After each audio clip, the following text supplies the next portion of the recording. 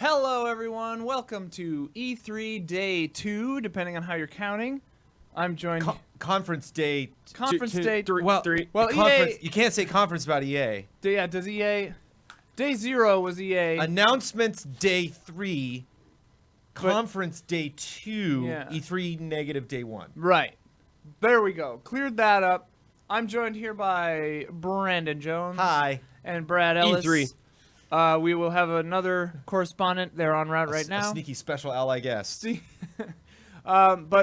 So yeah, we are here. We're excited. You okay? It's all good. It's fine. It's fine. Just saw a spill. We are falling apart already. Day negative 1. Yeah, so in a little bit, we're going to start a pre-show talking about what we expect for the PC gaming show, which I like. I think it's a nice conference. Usually, I think Day 9 and Frankie do a good job with it. Day 9 is fantastic. Yeah, I like Day 9 a lot. But first, I thought it would be good for us to kind of just do a quick recap of yesterday, the things we've seen so far. Also, I happen to be joined by two people who got to see more of Star Wars, Right. That's right. Jedi Fallen, what have you, than the rest of us. What'd you think, Brad? Of what we saw? Yeah. I'm really sad that not everyone will get to see what we saw for a little bit. For a little bit, yeah. Yeah, we don't, like, they're going to show what we saw, but they didn't know when necessarily. But it was an extra 10 minutes, I believe, from what we saw, and it was him, like, getting into the location that we eventually saw. I think it bodes well for this game that having a different human being play it made the game feel different. Yeah. That, like, clearly the guy that was playing it was, like, cautious and was kind of analyzing each enemy. And I feel like maybe for the sake of time, the guy was kind of rushing through the demo a little bit. That we saw during the show. Yes. Yeah. It also seemed like they were playing on easy mode, maybe. I don't know. Yeah, it's tough to... I mean, I'm not the big difficulty guy. Like, you're the... Yeah, it didn't seem particularly hard. I mean, those stormtroopers were just cutting through like butter, but they're stormtroopers. Is the flavor of your drink called rainbow candy? You bet it is, Ian. You know That's what it tastes horrifying. like? He came It over and tastes like sat down at his Skittles. desk, and that's the first thing he It's said. delicious. It tastes like Skittles water? Yeah, Oh, it's okay. delicious. GNC. Okay. GNC. You That's have right. to buy that energy drink at a vitamin store? Or you can get online. I was Wow. bummed when they showed Exclusive. the trailer right. during the Xbox press conference because he like popped up out of the water with BD1. And I Yes! was like, yes. I'm like, this part's really cool. People are gonna dig this. And then they cut, and I was like, oh, like, Yeah. and they just let that play out, and it was neat because I'm actually curious how that works timing wise in the level because you just see them kind of slowly trotting toward. Yeah. So I guess we can talk about what we saw. And so, in the interview they mentioned those are resistance AT-ATs or something. I don't know. yes, They're they're probably like a left different over. model. They're not the Empire Strikes Back model. I assume they were left over from like the Clone Wars or something like that. One of those models. But the demo started off with Cal swimming in the water, which is a nice setting, like fog and everything like that. You see two huge not resistance targets. AT-ATs walking in the background. They Right. call them AT-ATs in the game. I Right. don't want to hear anyone freaking out about it. AT-AT, AT-AT, whatever. I can imagine that AT-AT is their military distinction. Sure. And that the lay The person... grunts call it AT-ATs. Everybody calls them AT-ATs. Yeah, you got a big old AT-AT right Funny, here. I had no impressions of Cal. I was just kind of like, yeah, I'm not really into this character They- yet. yeah, they and he didn't said go- AT-AT, and I was like, I like him. Yeah. I like this guy. K-A-L? C-A-L. C-A-L. Kestis. K-E-S-T-I-S. Cal Kestis. What is it with Star Wars and these alliterative names? They're weird names. They love Star their Wars, man. weird names. But yeah, he's swimming through the water. He starts creeping up on these huge AT-AT, walking through the water. He starts climbing up, Uncharted style, dude, jumping from leg to leg. It's got like moss hanging down on it. As these things are shooting, Yeah, you can so see he's the pilots climbing on in it, Like, jumping on top. Then he gets on top, busts his way in. There's a couple stormtroopers. a Takes smooth out. transition going Very into smooth, the AT-AT, actually. very Like, smooth. I like that. Little like I got a little feeling of Titanfall. Titanfall had smooth transitions once you got into those Titans, baby, and I got a little ooh. Yeah. There it is. So you saw him climb up it and then get into Yeah, the climb pilot? up, then Yeah. get inside it. There's some stormtrooper grunts in there, kills them. There was It does a cute little stealth. You kind of see it in the trailer, but it does a cute little stealth thing with BD, where BD like hops up on the dash. It's like, hey, and they're like, what? Smacks. There's a little I love speeder that bike. I dumb love droid. BD, man. There was a little speeder bike tease in there that me and Jones both looked at each other. He like got on a speeder bike for a second, then he like went back down past it. It was like a speeder For bike Return of the Jedi. deployment cannon Yeah. kind of thing. Whoa. But he like snuck through that hole to get into the cockpit area, but he like climbs on it. We like both looked at each other, We're and like, then like climbs over it. Yeah. We're like, ah. What a But I don't know if tease. I don't know if that was. The I'm tease. sure there'll be vehicles. But because this moment, because like the set piece nature of this, like showing vehicles we were familiar with in a different way, letting us control them, and it's kind of fun. It kind of reminds me of I remember when Assassin's Creed 4 Black Flag, like he didn't really know anything about assassins, the protagonist, and so it was kind of fun having him be like, I don't care, the assassin order, whatever, I'm a pirate. And so it's neat to see Cal be like, I don't care necessarily about these different factions and like their wars. Like I have my directive, I have my crew, I have my mission. When he hijacked the AT-AT, then he just went on a killing spree Ben. in this Hi, thing. Ben. Hey Ben, Hey guys, it's Ben. how we doing? That also reminded me of Respawn. Just I mean like We're talking like 2 minutes of nonstop gas tanks action, all just over the blowing place. everybody up on this AT-AT, just crushing. They're shooting another AT, then the Empire starts shooting back at him. They had the bit at the end of the trailer where he's like, "No, BD1, we're not doing that again." It Yeah. was like, so it was a bummer that you didn't get to see like that whole sequence. Do you know the actor B.D. Wong? Yes, Every time I hear BD1, I think of B.D. Wong. I love B.D. Wong. we need to get them together. It'll get modded. we got to get them together. That is the It'll be internet a PC challenge. mod, Somebody don't to worry. take a picture up because that's It'll be PC mod. Don't worry. Or it's just B.D. Wong, just following you around. like full-size normal guy. Or I they'll mean, just they- have a voice And, of him. and he goes beep, beep. But like real, beep, beep, beep. real talk, Brad. They're Yeah. gonna sell BD1s, right? Like there's gonna be Oh, like a oh my life-size- gosh. Yeah. Jones, you remember when they? 'Cause I need that. You remember Porgs, dude? There he is. Because He's I'm not amazing. into porgs. But I'm not saying I'm not really into Porgs either. But I'm into this guy. This guy's like a I'm Famicom way into this. robot. I get like Captain EO vibes from this guy. I Dude, get Super seriously. Famicom vibes from this guy. Like it's just such a smart. He just seems like kind of a budget droid. Like he doesn't seem like super fancy. That's the thing about like BB-8. Like BB-8's adorable, but like super fancy. Like that's Yeah. crazy droid tech. Where this guy's just so retro, and I love it. And this I thought was a great character introduction. You know, like him hopping in. Saul. Yeah. What's his Saul. name? Saul Guerrera? Yeah. Guerrero. I can't remember. And a really great moment is they had. I love like the demo teases. I love a tease literally just from the person playing the game. But the demo really stopped for a moment when he met with his crew. Neither this trailer nor the first trailer that we got focused on Grease, I think, is his pilot. Yes. Short little guy, kind of remind me of the character in Solo, where it's like they introduce an alien character who's like not super crazy annoying sass, but like he's got attitude. Like he Yeah, doesn't, sure. he certainly has his own opinions about things. And they come out of the ship like, "What's going on, Cal? Are we leaving? How's your mission going so far?" And he actually is able to climb onto his ship. Or not climb on, he walks up the ramp, and then he goes over to It's a form of kind of a climbing. Mass Effect universe map and looks at a couple other planets that all had question marks on them, and then was like, "All right," and turned around. Yeah. And when we talked to him later in the Ooh. interview, he said I don't think at this point in the middle of this mission, but at certain points in each planet, you can pick up and take off and go someplace else. Yeah. So Metroid style, if you Metroid. like get a new ability, They you're like, use "Oh, the word okay." Metroid to describe navigating through the game. So Like yeah, you is will it get like a new, Metroidvania? Yeah, you will get new abilities and come back to areas later you couldn't access to like progress the game. I hope the planet map music is as good as the music in Mass Effect. Yes. Because, boy, Yeah. Yes. that sure was pretty bopping. So they told me there's side quests and all that extra jazz if you want to do, which is great. Sure. New cloaks to unlock, maybe new skins. Did they talk at all about kind of the content of the side quest and how Nope. meaningful it would be? Because sometimes it can be something you want to do all Exactly. of just because Yeah. it's like, oh, it's enhancing my understanding of this world and these characters. And then sometimes it's like, nope, these are just tasks. I hope, because it seemed like in both the trailer and the demo that we saw during the live stream and the demo that we saw behind closed doors, focused on the map and also just reminded me a little bit of Metroid. Yeah. And I hope you can like label stuff. I hope it's like very clear, like Sure. I need to go back to that spot, or like this is weird. I think I'm missing something. Let me make a marker here or identify it in some way so that I know, like, oh, that's right, that one hallway I couldn't get down because I Yeah. I don't know how big the game is. They talked about combat a little bit more too. Like Yeah, one we're asking detail some that I questions. liked that I hope there's this kind of like a base like invulnerability, not invulnerability, but like a strength that you feel as a Jedi. Like I feel pretty powerful, but then like the really specific nuance of Jedi skill is actually like player input. Like I actually need to be skilled Yeah, at they're it. stressing And that. one example of that was because I noticed his force ability wasn't going down when he deflected. And I was like, I thought that was interesting because I've played Jedi games before where you just hold a button and then it's like you can just do that forever, but you have it'll automatically deflect things, but you have a meter and so it'll run out. And he's like, if you just hold it down, you'll deflect just away, but there's a counter to actually send the shot back. and then if Oh, you know okay. as you level up, like you gain the ability to just do that better. And So I was wondering because it looked like when he was doing the deflect, it Yeah. looked like that's just a button you hit. so I think in the trailer you see him like being a badass, like ha ha ha, but none of that's hitting the actual Right. stormtroopers. So it's just like get away. I see myself doing that a lot because that's that's such a great snub to just whonk. Yeah. And the slow mo I love. He did that a lot. in There's the definitely demo. a lot of moments that if you've played From Software games, the combat will seem familiar.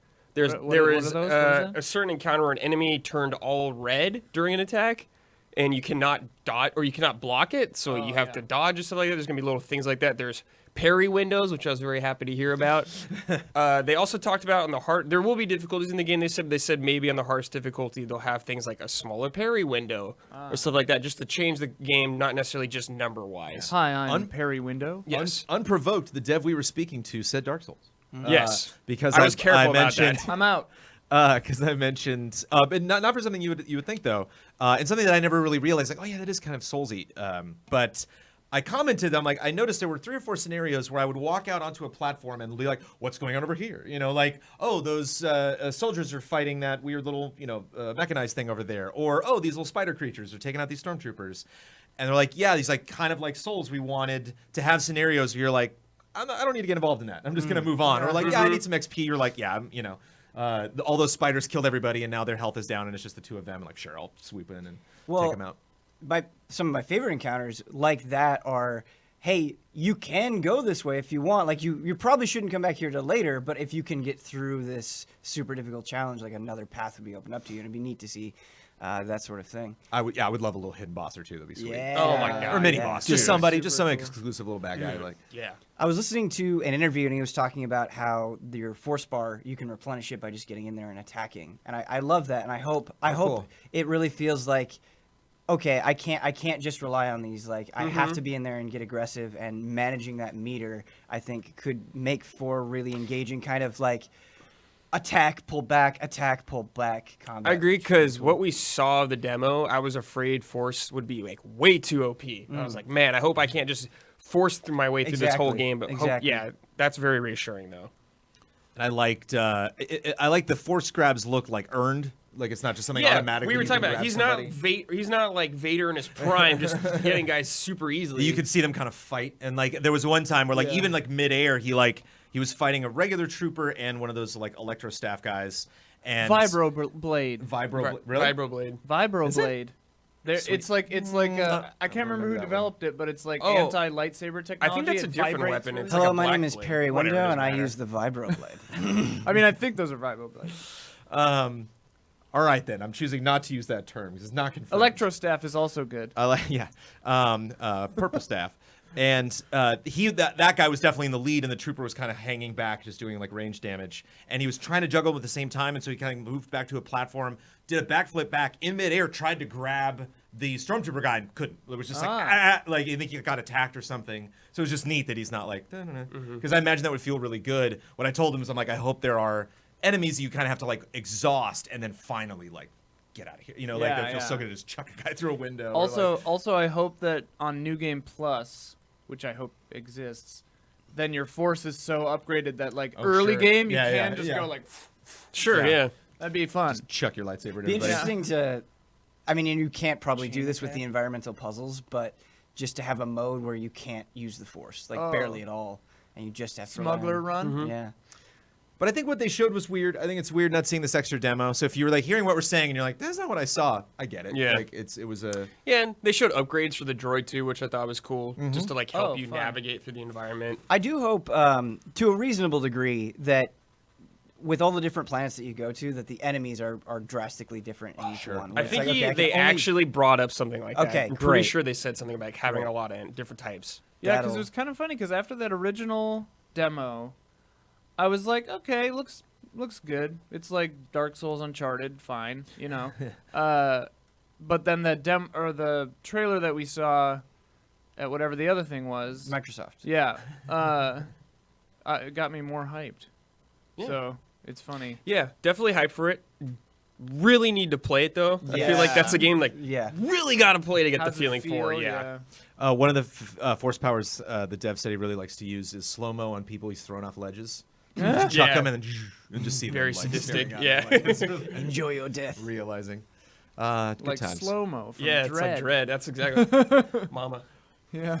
Oh, that movie's so good. But that was Saturday when we first saw that. Yeah. Then the trailer again yesterday, Yeah. and that kicked off. Well, yeah. Let's start Microsoft. about talking about day one, which was yesterday, depending on again how you're counting. What are the things that we saw yesterday that have you guys the most excited besides Keanu Reeves? Elden Ring. Right. Elden Ring. Elden Ring. So even with the leaks, you thought Elden Ring was I mean, just like the idea of this game, Right, like the interview I saw later on is like, yes, yes, yes, yes, this is And great. I'm gonna say it every time. Phantasy Star Online 2. Yes, baby. that's yeah, a anime, Yeah. dude.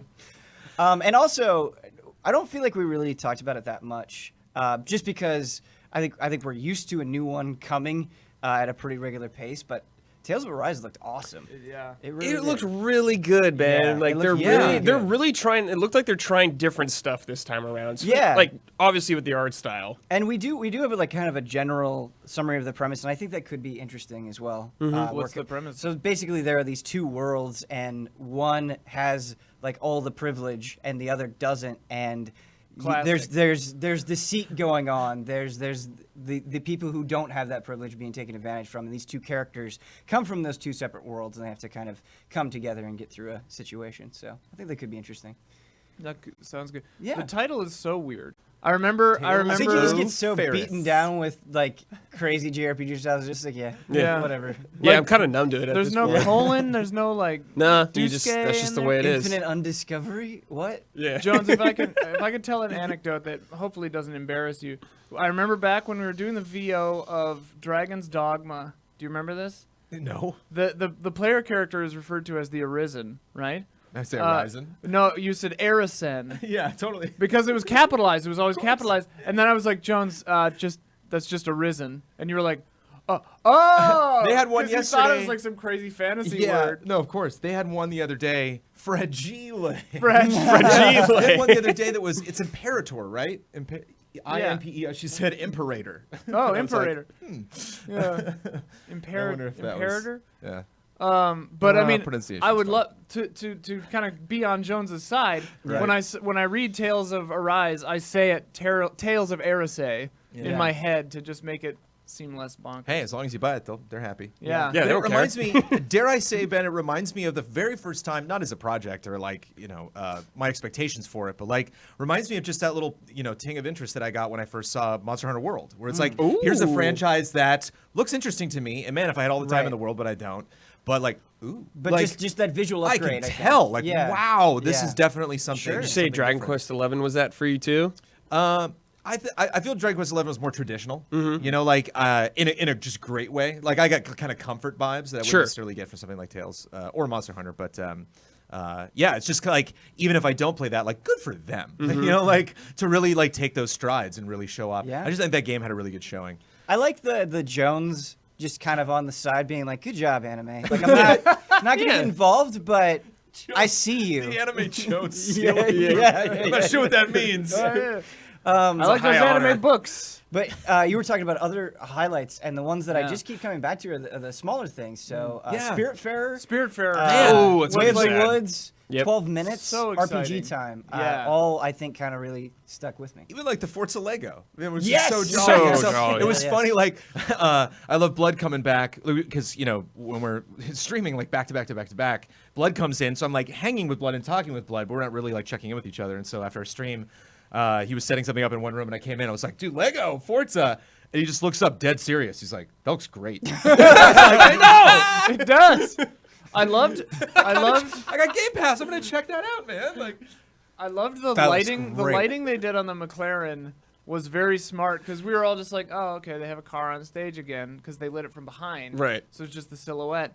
And then when they did the like dolly shot later, the Steadicam shot, and we're like, "It's made out of Legos." And we were like, "Oh, okay." Like, You were mentioning how hard it was rating kind of the first major Yeah. press conference. And it's funny because after Bethesda, now I feel even better about Microsoft. Oh, yeah. And it is. It's kind of that back and forth, just depending on what you see. But yeah, I gave Bethesda a B, and like your look was seared in my mind last night. You were B? like, Dude, no, I was fine. I was surprised. and Yeah, then, I like was the next surprised. score was like a C. Thank you very much. I was like, Yeah. yeah, that. I'm yeah. But Yeah, I thought Bethesda was poor. it's weird. It's weird Doom, too. though. Doom was cool, but we already knew that. Well, it's Yeah, funny, I know. but I this know. is so community focused that it's just like I feel bad criticizing this because That's their because intention. it's clearly such. But I thought about this last night, and I wonder to shift to Bethesda. I wonder if they've just done QuakeCon so many times that they look at E3 as like, like, oh, we're here just having a party. Right. It's like, yeah, I don't know. After an hour, seems that, how the that crowd party feels. I atmosphere. feel like QuakeCon, they just treat it as like their really hardcore audience, and they're like, we can't mess around at QuakeCon. We're gonna get booed at well, QuakeCon. it just no, it's We're gonna get booed. I think it's the opposite. I think they kind of do mess around in like a playful sense, like I just felt that that conference was really playful in that, like how often they allowed, like sometimes they were actually trying to say stuff and people just like kept screaming and applauding. Yeah. And then other times they clearly would just walk out and say a sentence and then like. Yeah, QuakeCon's like the huge deep dive. That's where we got like 25 minutes of Doom last year. That's where they go all out on like usually a couple games, I think. And I wish that that Doom Eternal little gameplay chunk was so tasty. I wish we got that for Youngblood. I would have loved just like a solid 60 seconds to 2 minutes of just straight Youngblood. Yeah, the 'Cause they- gameplay trailer was cool, but it definitely didn't like just sit on anything. right when my eyes would be like, oh, there's a co-op partner. Cut. I'm like, oh, Yeah. yeah, okay. I kind of started to guess like what kind of synergy or what. Their what they armor were is doing. really cool. Yeah, they have like their own versions of the suit. The or Yeah, whatever. yeah. I feel like they kind of treated New Colossus the same way. Yeah. What I guess with New Colossus, you kind of got that really tense scene, like at the diner with the soldier.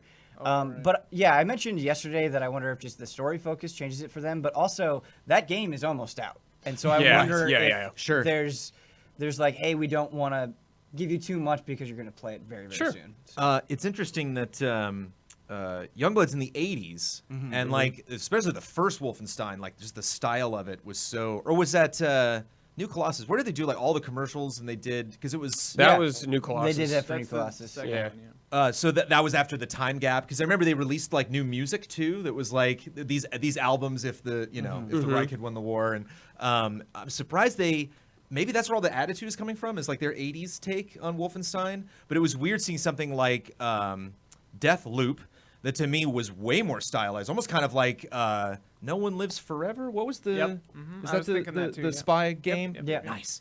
But it had kind of like a Bond vibe, and it was just it's weird not to see that style from Youngblood. But it's like it's just all dumb marketing stuff. I think that game looks great, Yeah. and it seems like you're really doing a disservice if you don't play that co-op. Oh yeah. Oh, I think Oh, that yeah. game's designed from the play ground it? up. You can Yeah, play you it can. single They player. mentioned that, I don't think you would want to. Yeah. Yeah. Yeah. I wonder how long it is. Co-op games usually run shorter, I feel like. Yeah, it's kind of confusing because I don't think they've come out with a length, but they've said, hey, like we're gonna make this a bigger, more open experience in terms of environments and the options that you have. But I don't know if that necessarily translates to length. Length, Like right. it could be a relatively short game that you just have a reasonable amount of freedom in. So Is who it a knows? full price game? I'm not sure. That's a Oh, good okay. question. I wonder if they're just treating it like Old Blood or something. Yeah, you do get a buddy pass. I think if you get the online deluxe edition. Oh, okay, where, that's cool. Like you can buy it and then you Play can with a send it friend. to Give it to your You both friend. have to be online. Of but- course, yeah. Yeah. That's cool.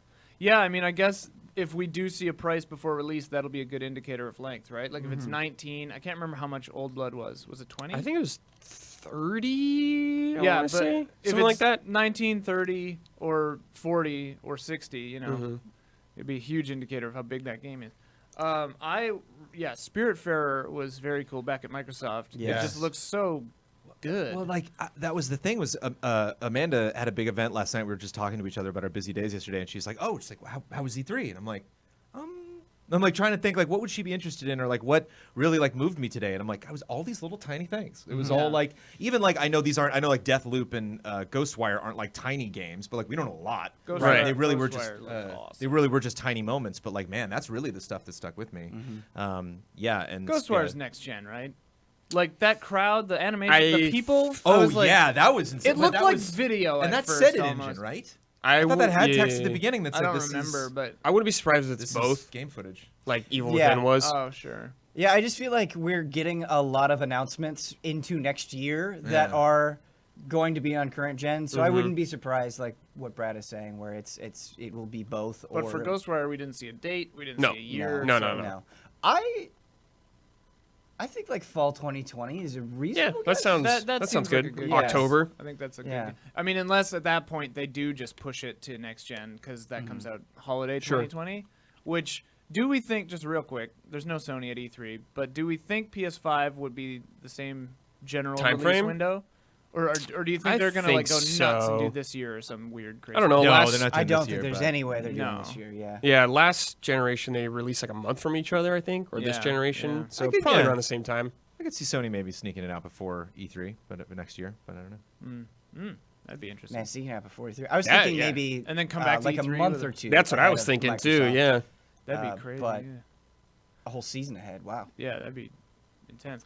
I like it. It's fun to just look at my calendar and see it fill up. It's like September's looking real good. Oh, November, yeah. November, Dude, November's looking looking good. stacked. March I is feel looking like, yeah. good. Stack. All right. I don't want this to be like a downer question, but before we begin our PC gaming show You gotta say pre-show it positively. in then. earnest, well, just how do we feel E3 is going so far? Like, do we think, obviously, you know, like thinking to past years, this year ain't as big of a banger as like you know a couple of years ago was.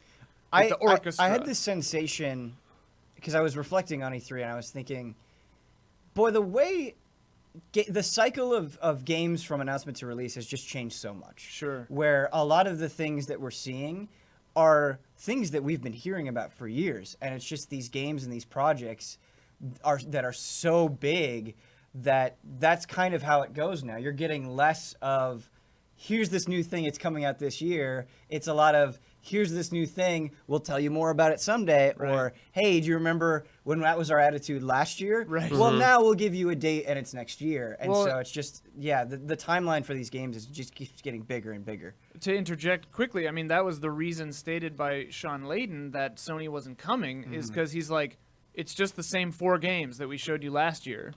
And, you know, and I mean, obviously, I think also there's other stuff going into that. I think he doesn't really like E3, but like he was basically just like, the release of these games hasn't happened yet. We would be doing the same thing that we did before. It's just like, yeah. Yeah, I think it's funny. I think for me, it's just a lot of these big projects that I really wanted to blow out. I wanted to see like a big, you know, I wanted the lights to go down and just to live with Gears 5 for like 5 minutes, you know, like, Yeah. and Oh, I man. wanted to just spend like a lot of time, you know, even more time than we saw, you know, with Fallen Order and even like Halo was like, okay, like after like this showcase of the engine and this world that we're going to be visiting, like having a very only just a story focused thing, Yeah. like not even like sprinkling a little extra gameplay, like just a shot of a deer or something. But I feel that's really not only being supported for me by a lot of these just really fun project announcements that just kind of, especially Deathloop, like so many questions. But you know, looking ahead at the appointments that we have, you know, Tuesday, Wednesday, Thursday, it's like that's the good stuff. There's like a lot of things that they're talking about that's like, I just want to play this damn thing. Yeah.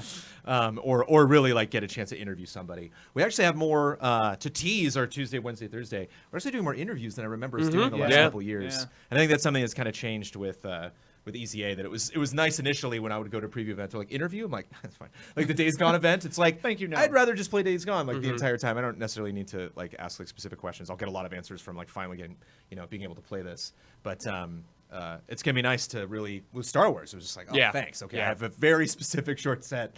Because when we were we had more time with Star Wars, but we were like, I think we're good. Yeah. It was Yeah. just that I really needed to. Well, and it's interesting clear up. too because a lot of years at E3, I mean, and my experience is a little different because I do fewer appointments. I'm gonna shoot some of those interviews, Yeah. you know. But like, for me, the excitement usually is the press conferences. It's like, oh, we're gonna see all the new crazy stuff, and it's gonna be amazing and startling, and you know. And then the show floor stuff is just getting hands-on or demos of the stuff we already saw and knew about. Whereas this year, like, there are a few things I know about, and I know about less than you guys, but like that we're going to be seeing on the show floor that we may or may not even see today or tomorrow or yesterday. Yeah, that was the thing that I wanted to say is the avenue with which game information is coming out, it's just getting so decentralized. You never know where you're going to hear about something. I mean, we had Death Stranding have a huge blowout last week before kinda 'cause E3. they wanted to? We had the Final Fantasy VII Remake date announced at a concert. Yeah. And so it's just, you never really know where something is going to come. Gears of War 5, it's like, hey, you want to see this in action, go to Mixer. And so it's just these companies kind of creating their own space in their own way, and really trying to find a time, and it seems like it can be any time for them to talk about it. This is the the tip of the iceberg of a much larger conversation, but I do think that we're going to see a sea change when it comes to E3. I think the nature of this convention is going to change over the next few years, course. as it already has been for the last Yeah. 2. And like I really do wonder what E3 is going to look like in another year or two, because I think it might be super decentralized. We might not even have as much on the show floor. I wonder. I don't know. Yeah, Oh. I still think there is a pretty big importance on hands-on, and so Sure. yeah, I do think maybe the announcements are going to keep changing, but those 3 days, Yeah. Tuesday, Wednesday, Thursday, I think there is still a great value in getting a bunch of people to come Yeah, and for get hands-on in your game. And I just think there's a little bit of a sacrifice, like shifting over to other platforms. Case in point, like all of the EA original information that came out during EA Play, like I found out through Slack. It was like I was there. Right. Yeah. I was at EA Play. I interviewed like lots of people I met, like, it was all over the place checking out everything that was available. I saw like their entire live stream and then got back and my blood's like, oh, here's this. And it's like a montage. Like, there's Joseph Ferris talking about like what they're working on. Like, that would have been nice. That is, Bummer for yeah. these people to get the shaft. Also weird to have Xbox be like new reveal in montage. You're a montage game. It's like, it's kind of yeah. an interesting slight. It's like I just still think like there is a time where we are all paying attention. Like there's definitely a moment where I don't know if the concert, sure, you're gonna have fans there, but it's like it's weird. You mentioned that video featuring Joseph Ferris, and it is just Joseph Ferris being Joseph Ferris. Oh yeah. Like that guy is just a firecracker. If you're missing that for someone, you're like, Right, I right. just need some You Ferris definitely in my get life. Go find that video. a heavy dose. An industry friend of mine, I honestly don't remember who, told me that like in the notes of their like PR division about him, it says like potentially controversial. Like, they have like notes about him, like high energy, potentially controversial, like color coded. He's like deep red. Yeah, it's like use wisely, like emergency break in case of emergency, break out this guy. All right, but it's 9:30ish. Let's talk about the PC Gaming Show in earnest. It's hosted, of course, by Sean, Day9, Plot, yeah, and Frankie Ward. And they've done it the previous years, and I think they do a great job. I think Day9 is fun to watch.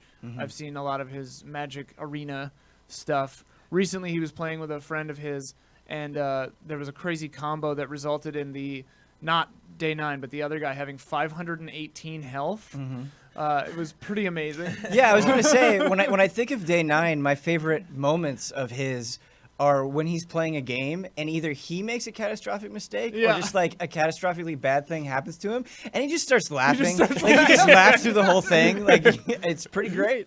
And that's a good attitude to lesson. have Yeah. in Yeah, life it on is. the whole, I think. But the kind of uncharacteristic to other conferences, the PC Gaming Show did put out an article saying kind of a lot of what to expect, like very specifically a lot of what to expect. I have a whole page here in my horrible handwriting. I was gonna say, I'm not hosting this. You read that. Yeah. Here, just give it a shot. What does that say? Evil eclairs, two cougars keeper-esque. That would be a fun game.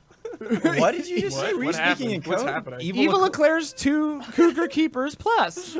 No, Evil Genius 2. And then it's a parenthesis. It's not a C. And Evil then it's Dungeon Eclair. Keeper-esque. Oh, okay. Cougar Keeper. So, Oh, Evil Genius rules. Evil Genius, yeah. Do you know guys about play Evil Genius? Genius? 'Cause I haven't played that. Yeah, I did. Oh, I'm so excited to It's have by some. Rebellion, I think. I'm somehow relevant in the PC gaming conversation. Yeah, Evil Genius is from what I remember, is like a base sim. So like you are running an evil corporation. Oh, sure. Okay. You are Dr. Evil, Right. and you can also kind of like No One Lives Forever, like just a very like The Incredibles, like just that classic spy style. And I just remember lots of like minions running on treadmills to train.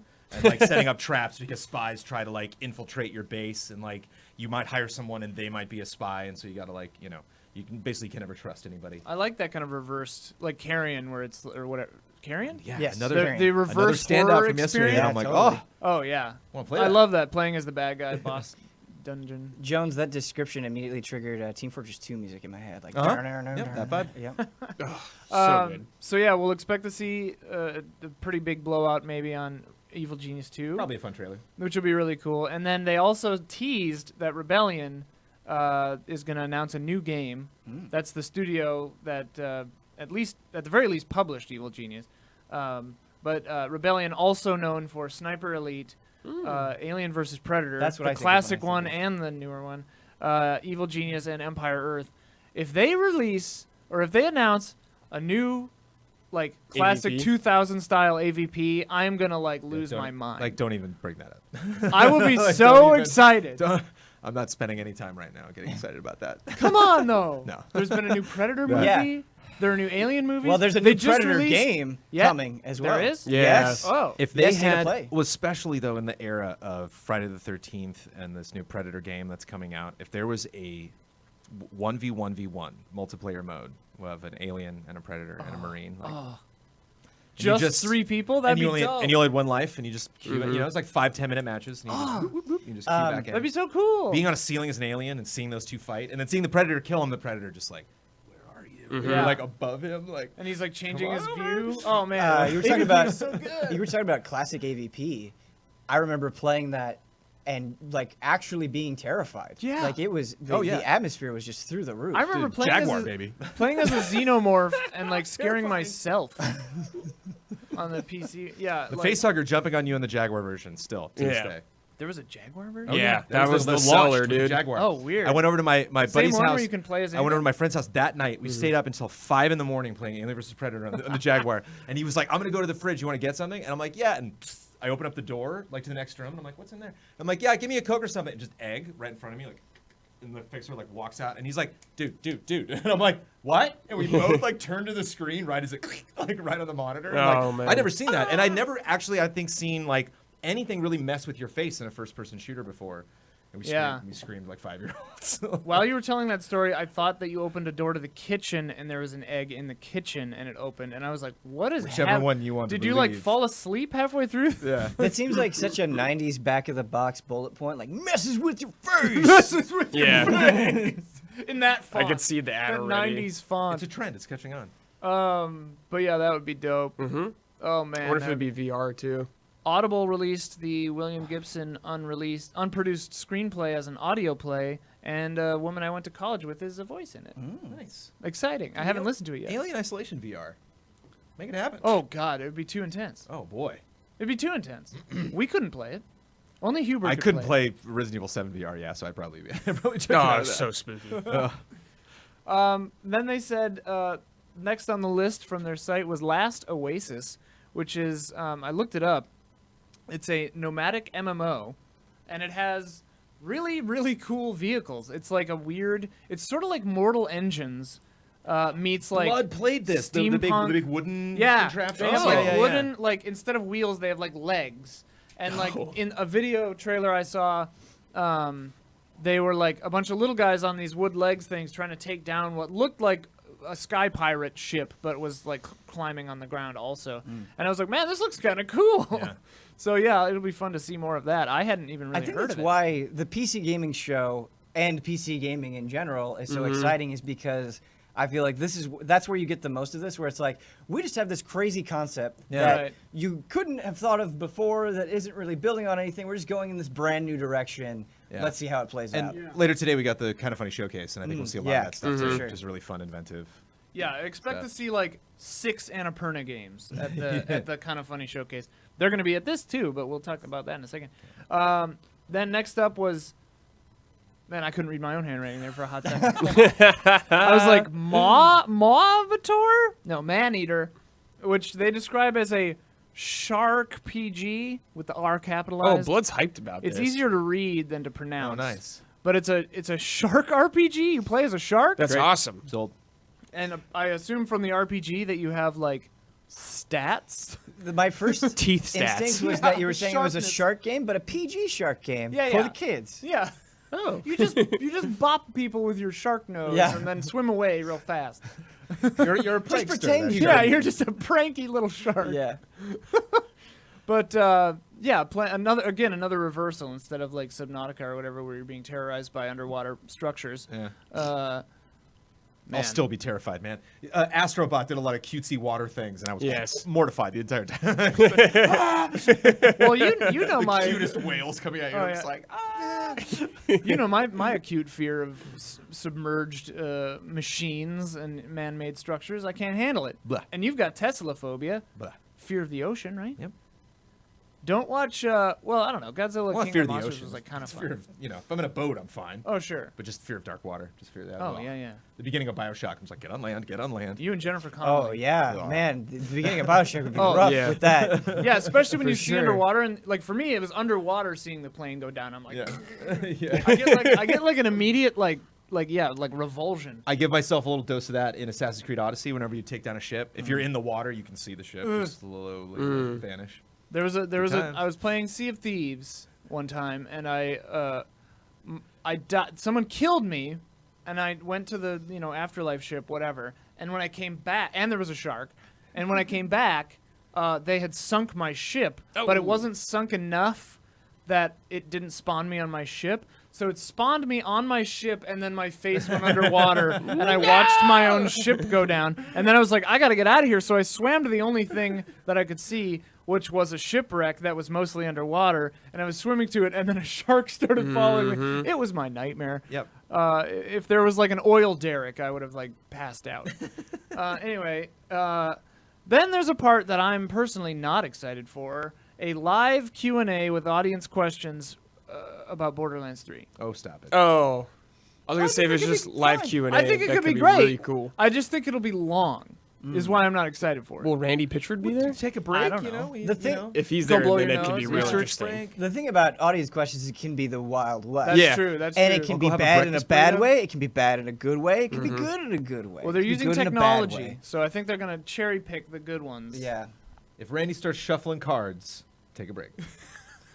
That's when I lean in. Yeah. No, yeah, that's Yeah, so that'll be interesting. Okay, then I'm really, really excited about the next thing that they said on their little list. We're back. Paradox, Vampire the Masquerade, Bloodlines 2. This is your game. Yeah. Whoa. Yeah. I am stoked. Yeah, I hope it's not just a bunch of talking. I hope we get some Yeah. gameplay. Yeah. Yeah, this show is usually a mix of really big deep dives on a couch and then a cool trailer or game demo. Yeah. Sometimes that works, sometimes that doesn't work. We'll see what happens. But this show, if you haven't seen it before, is definitely more deep divey than other. Yeah. It's not meant to be like an entertaining, zippy 1 hour presentation. Yeah, it's usually a pretty long show. Yeah. And also just so if you're looking at our schedule, we have on our schedule, we're going to do a Ubisoft pre-show at noon.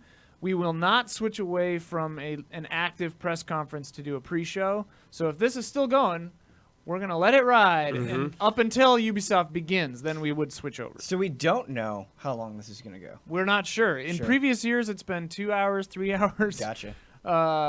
Yeah, so we're Let just it gonna, ride. We're in there until Ubisoft at 1 PST. Also from Paradox, Age of Wonders Planetfall, which is an RTS that looks Okay. cool. It's Cool. got like cool creatures and ships. It looked kind of like sort of sci-fi-ish. when Keeping the I RTS briefly dream looked alive. at it. Keep Yeah. it alive, baby. PC. But Vampire the Masquerade Bloodlines 2, mon dieu, it Hell looks yeah. so good. Yeah. They've been doing clan release Yeah. little trailers, little like I animated. missed those, and I like gorged a couple. when They're I very saw them. fun. Oh, boy. And I mean, like they do stylistic differences depending on the different clans. Like Malkavians was very like, and then the Tremere was more like blood magic-y. Is that the Tremere? Yeah. But anyway, I really like Vampire the Masquerade, and Bloodlines 1 was a very, very good game. Check it out if you haven't ever. It still holds up more or less. You kind of have to like hack it to get it to work. When I bought it on Steam, I had to get like a German patch just to make it run. Like I bought it on Steam and you hit play and it like just wouldn't work. That happened to me with Day 6. It's just like, what? You're selling a product that doesn't work. Then they're gonna show stuff about the new Warframe co-op space combat expansion. Cool.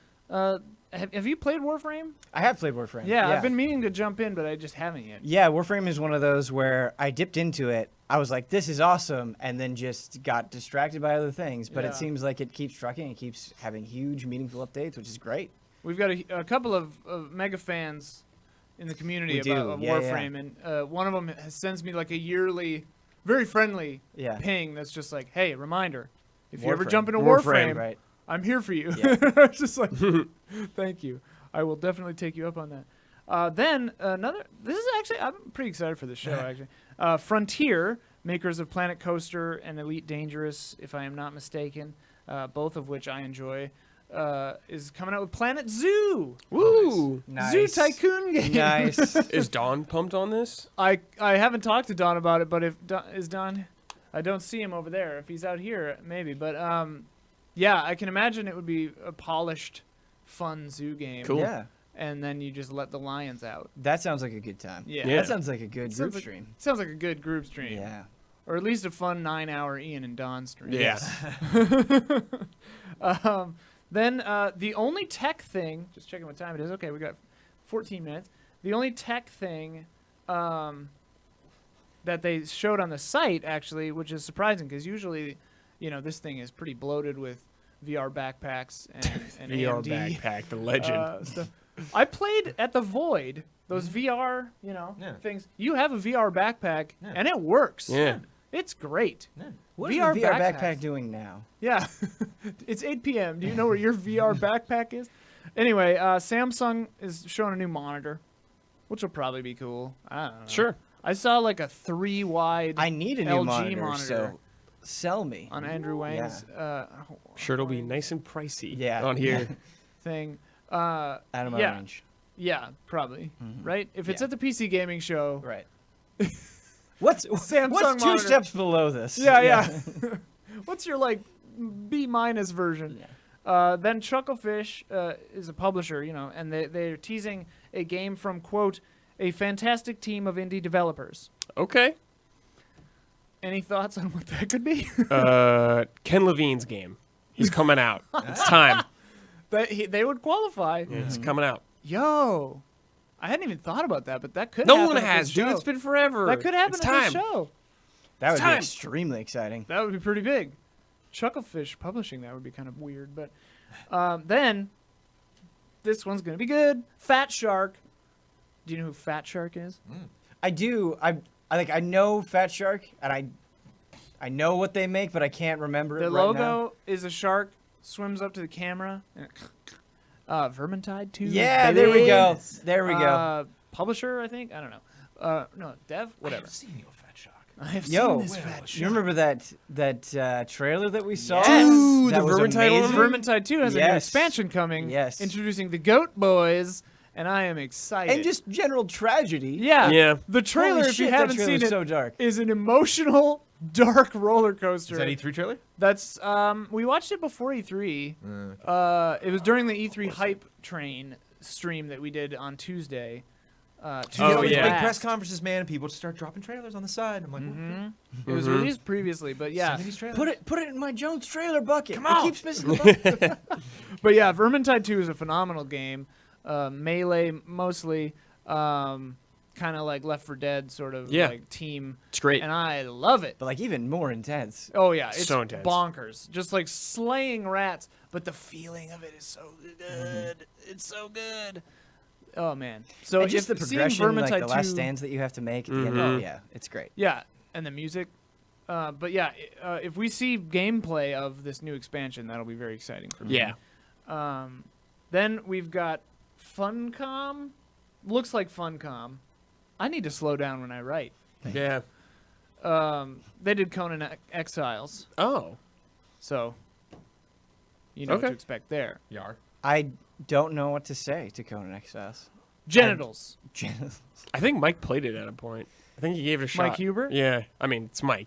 Will we receive a genital update? I hope so. I hope that's what they call it.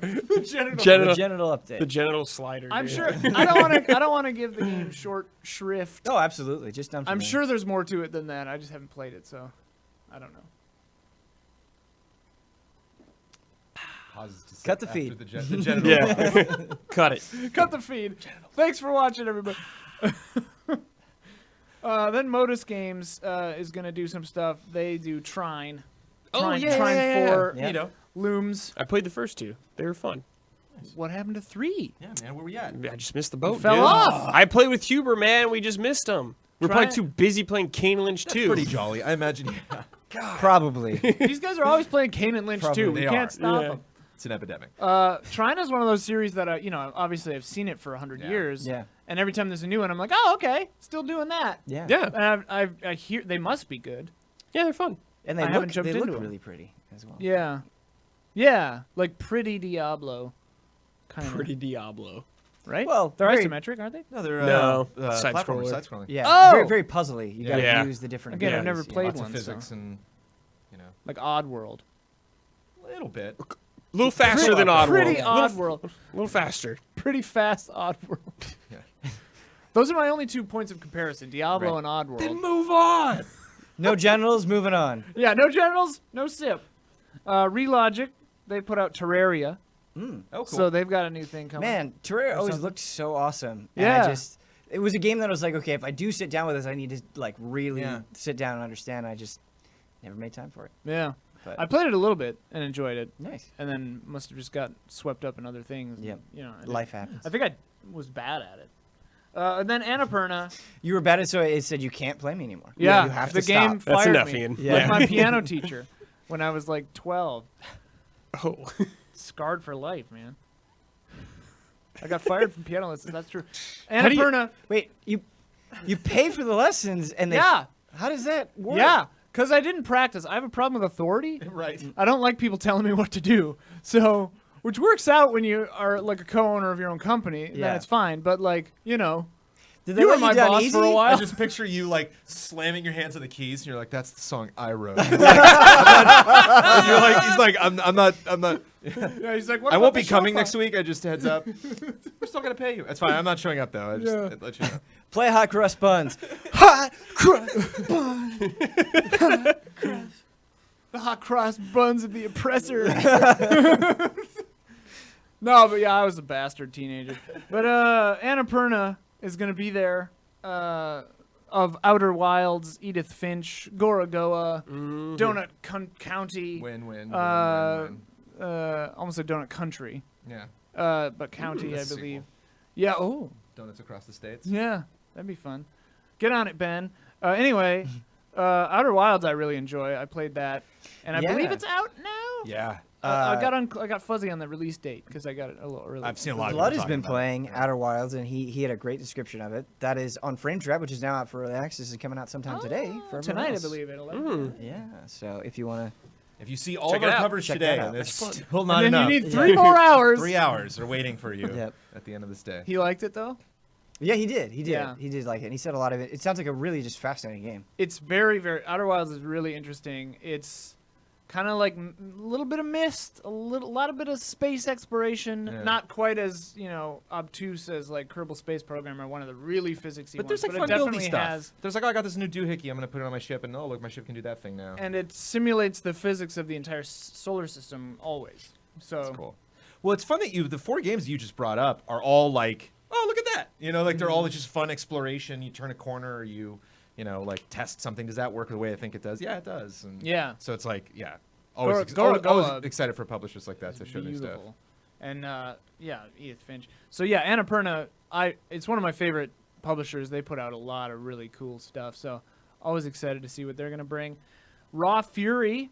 This one might excite Don. They're the people putting out Sable and Bad North. Ooh. I really They're wanna gonna be see here. more Sable. So we may see more of Sable here in a I minute. saw Sable Judges Week last year. Didn't see it this year, and I was like, I miss Sable. Yeah. Because it was definitely like, I have no structure, I have no missions, I have no nothing. I got this bike, I got this character, run around, float, have fun in the Yeah. environment. And we were all like, this style is so killer. Like, please, please, please, need more of this. And I do believe we got a release window, and it's 2020 for Sable, Oh, or cool. am I imagining that? Maybe I'm imagining I've that. heard I nothing. don't remember. I don't remember. Yeah. Yeah. Nothing. But Sable does look very cool. Like, yeah, desert kind of hover bike. Is it a hover bike? But it looks like the movie Heavy Metal, if you haven't seen Yeah. that, or just like 90s comics. Yeah. Like, it just has this really great aesthetic that I haven't really ever seen, like, done in 3D. It's This is very what. bold artistic choice. Like, minimalist in all the right ways. Right. Like, he's got a little bike that he rides around and kicks up dust in the background, and I was like, God, that dust looks so cool. And then I'm looking at it, and it's all one color. It's literally just like brown with black edges. Yeah. But like just the right where those edges draw in real time when it moves, it just like looks like a cartoon. It's so It's cool. very neat looking.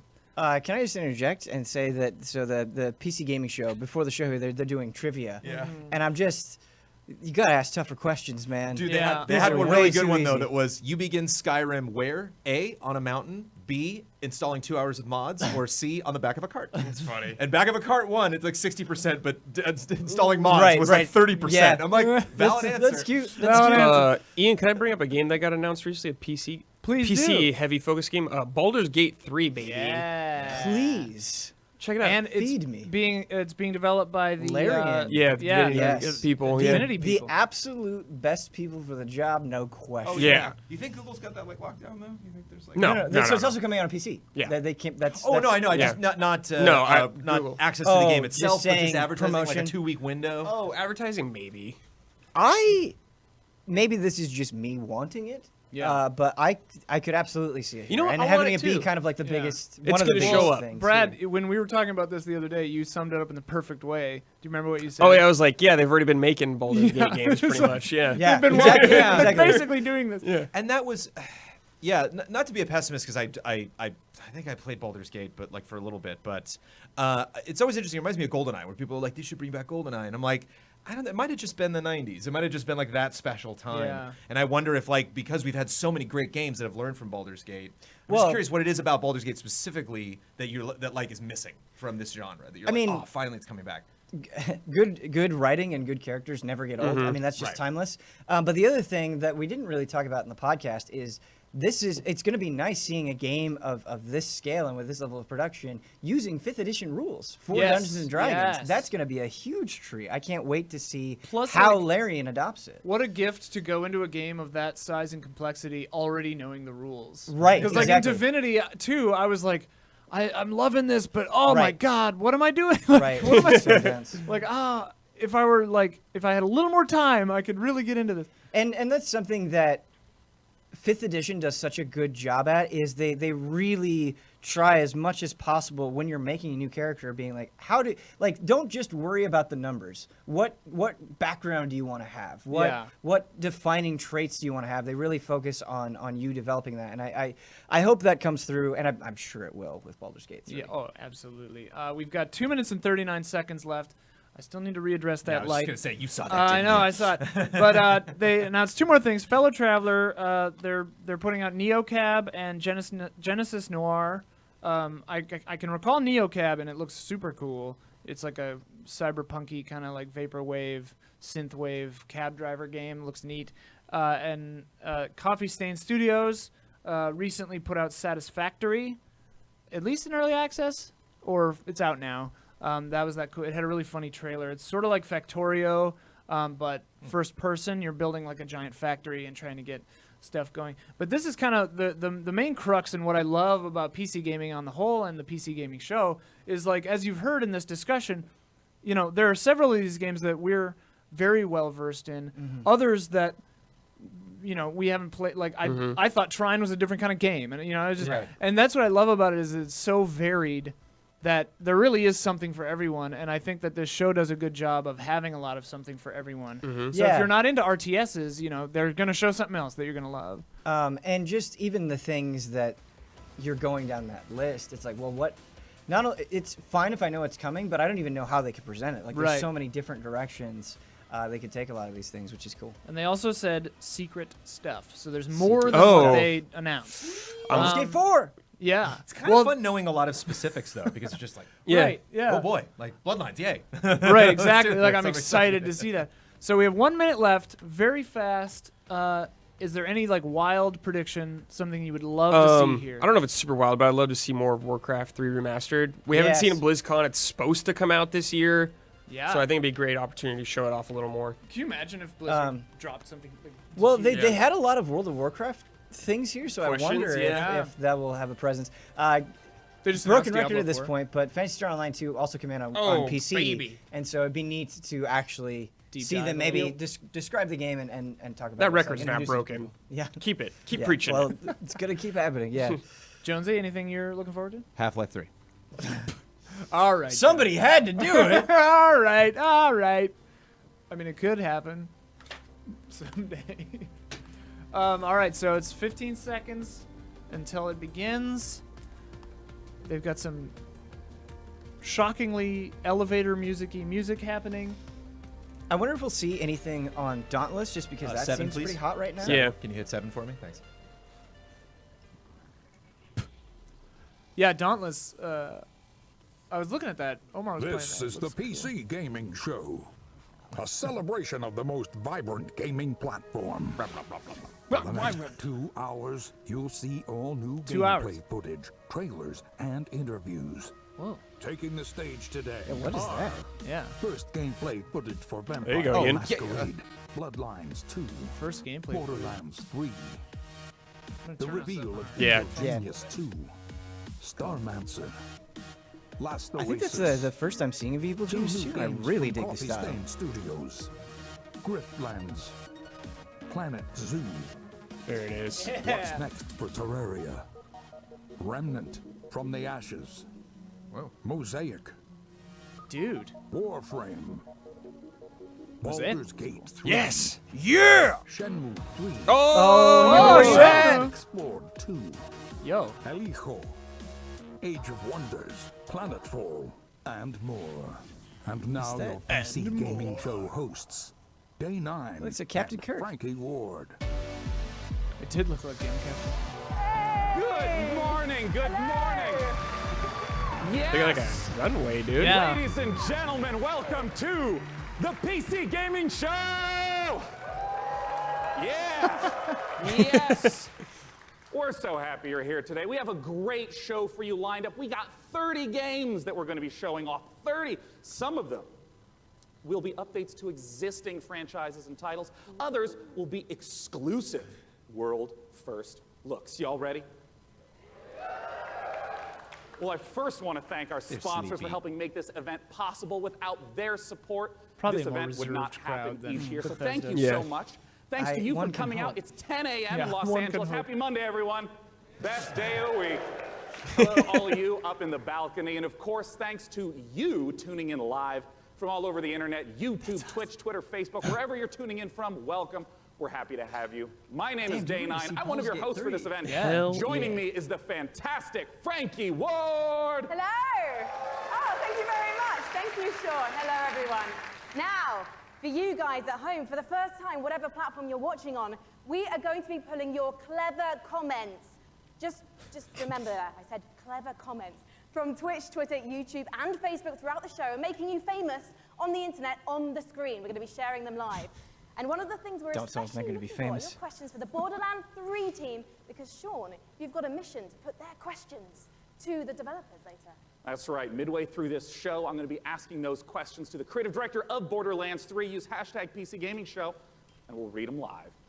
Until then, let's start the PC Gaming Show with our very first title from UK developer Rebellion. Several years ago, they announced that they were working on the follow-up to Evil Genius, a real-time evil layer simulator. And now, Rebellion is ready to reveal its nefarious vision for the project. So, PC Gaming Show, who's ready to stroke a cat menacingly? Here is the world's big reveal for Evil Just don't Genius ask. 2 Yeah. Just don't World ask the crowd. Domination. Just stop. It's 2019. Let's knock it out.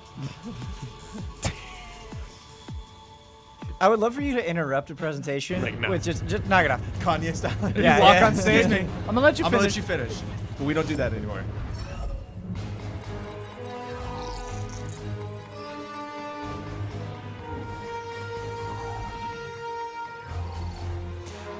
You could like see it in her eyes too. Like before she finished the line, it was just like a little bit of a Should drop. have went off script.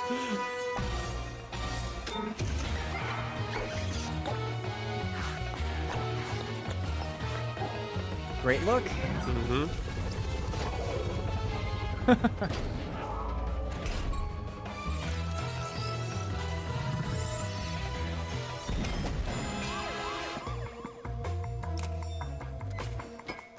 Different kinds of minions. Yeah. Uh-oh.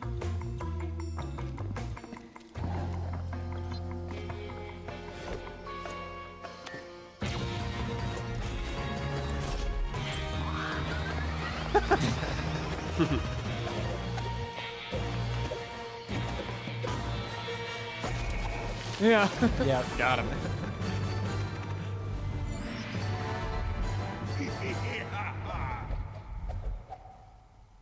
Nice. Cool. Very cool. World domination. So I wonder if those are those like different evil geniuses that you Yeah. can select, and I then you think get a different Great style. one. Pick your It's character. Yeah. That's to cool. one of the most beloved RPGs ever. And with me to talk about it, I have Brian Mitsoda and Cara Ellison from Hardsuit Labs. Now, Brian, you were a writer on the very first game. So what does it mean for you Which to game? finally get to work on the sequel? Missed it. It means that a lot of people have very high expectations, and we have to meet those. Oh. Well, I say, let's Oh, take a look at surprised whether there you are wasn't going to more of meet an them, introduction because for we are that. going to Take a look at the world's first gameplay footage. Yo. Going right in. here we go. Here we go.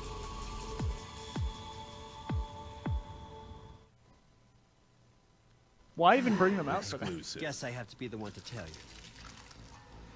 You're dead. Oh.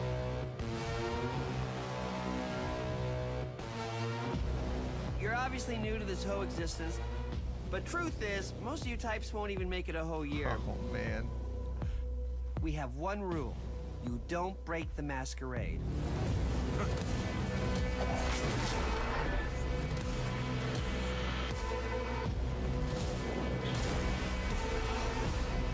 Kind of getting control vibes. Oh, yeah. The city. They're We're leaning all on the fighting style. over scraps here. Oh, my God. Come on. Welcome to the first day of the rest of your death. Having fun yet?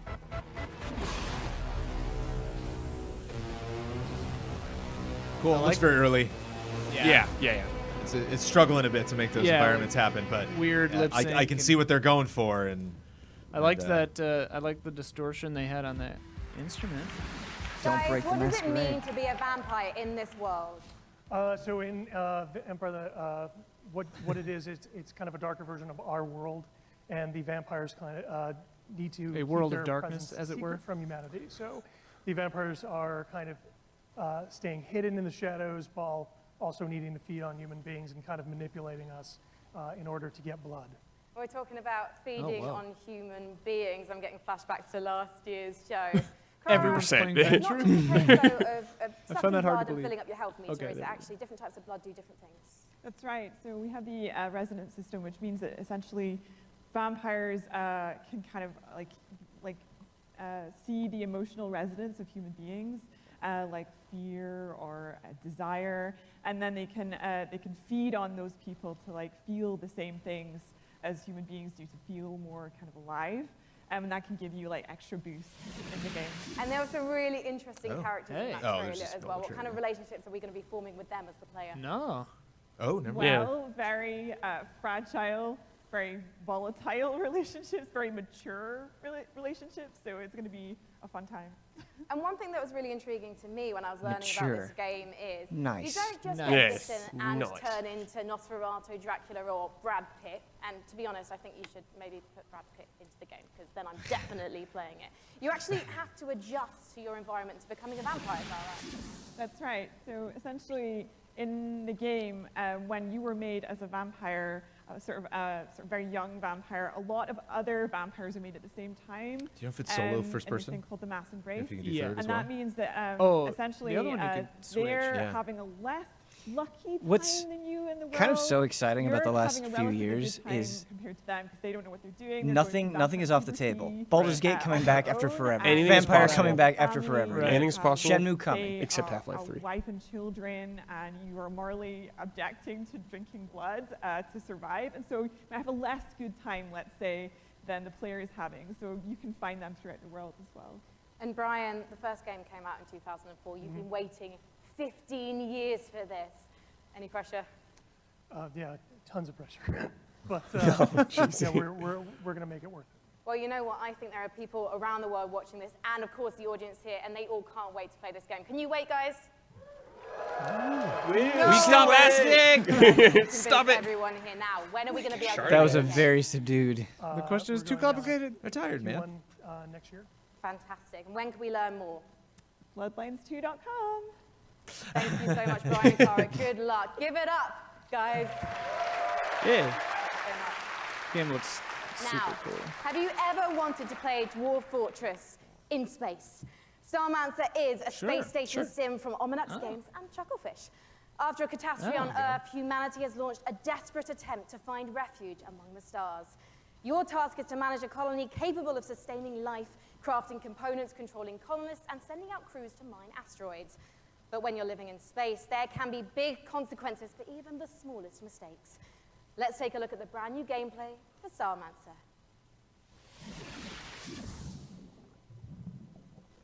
You little fish. Yeah, great logo. It chuckled.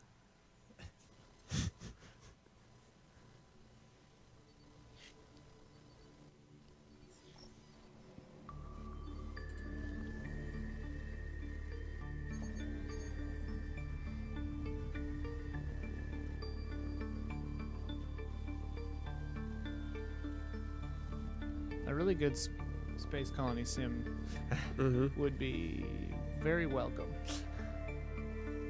Ooh. Yeah, that's Yeah, cool. see, yeah, Pretty. you have so many options. Wow.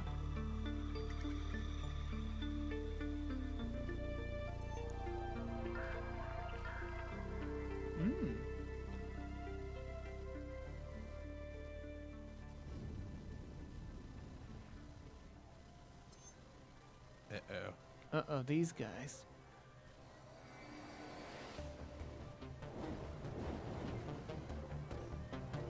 Uh-oh.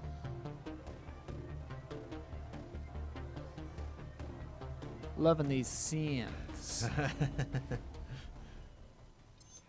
Man, that's always one of the biggest demotivating things when you just spend so much time yeah, building how do we and fight earning, back? and then getting wiped out and having your hard work destroyed. That's the problem with games like this, is because I love them and I'm not good at them. Yeah. Datmancer. Get beta access. Our next guests both started as modders, and now they each independently run their own studio. Let's welcome to the stage from And now, Tripwire, they hate John each other. Gibson Yeah. and Torn Yeah, Banner, they're not friends Steve anymore. Piggott. And now we will watch them Sean. fight. Now I understand. Both of you started as modders, working independently, running your own studios. Talk to me about the collaboration that you started together. Yeah, Steve. So we've known the Torn Banner guys for a long time, even Oh. giving them Yes, some I've wanted to advice see when this they was. were modders, For a second I going thought he was commercial, called Sean helping them not make Steve. the mistakes that we made. And we've been friends, and we've always wanted to work together. And now we've sort of formed this independent, former mod team, professional super group to get an awesome game out to fans. Yeah, and for us, this is a dream partnership as well. We've always been really close with Tripwire, and we really respect their games. We see them as one of the few studios that's bringing true innovation to the FPS genre, and that's what we're all about as well. Well, let's take a look at this upcoming collaboration between Torn Banner and Tripwire.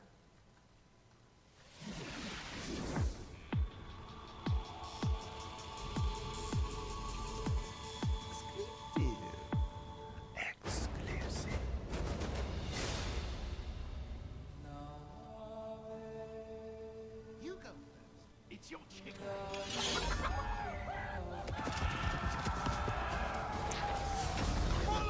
Yeah, man. Chivalry 1 is difficult. Yeah, it was so fun.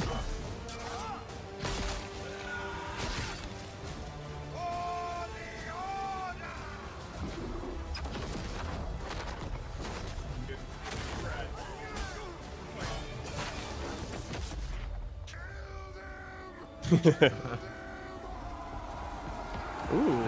Yeah.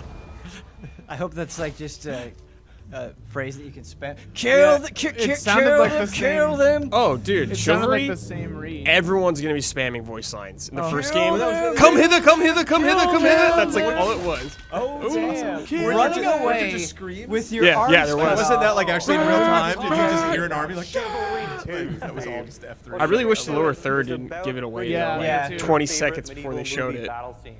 And our flagship game mode, Team Objective, does that by having players complete medieval objectives like sieging castles, raiding villages, and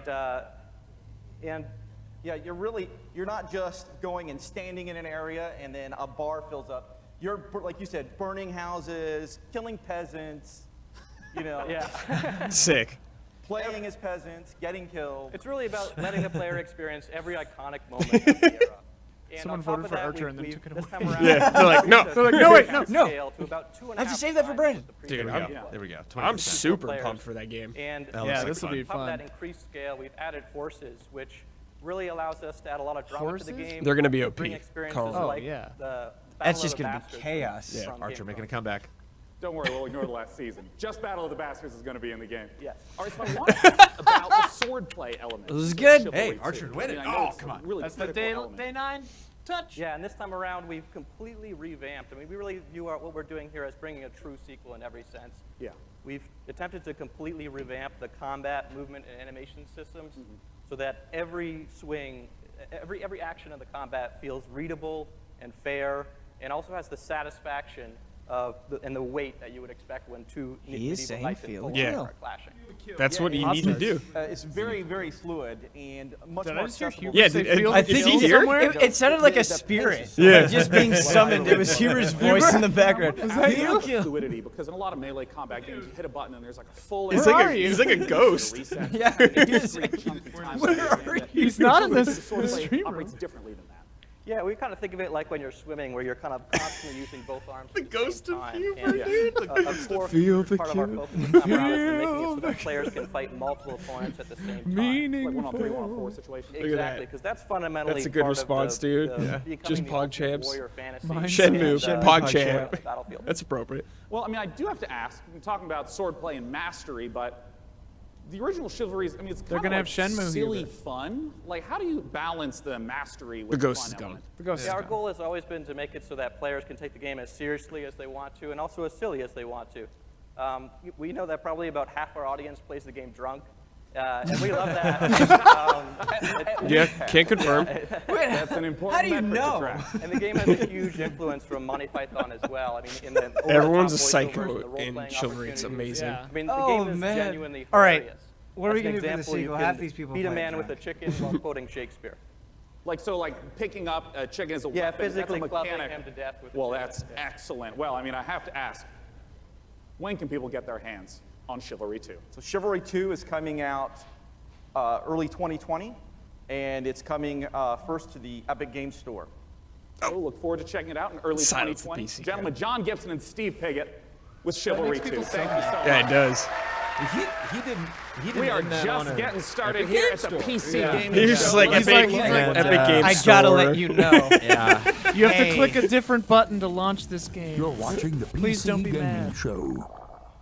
I Coming want up, to get that guy. Ladies and gentlemen, the easy build a world for wildlife in Planet Zoo. It's just boss From the ass. creators of Darksiders, Remnant from the Ashes, Baldur's Gate 3, Yeah.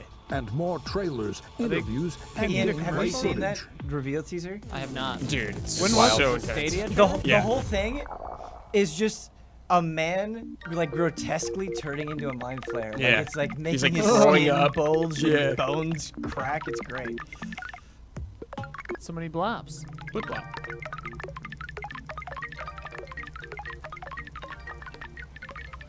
I play that. Too real. Yeah, too real, man. Too real.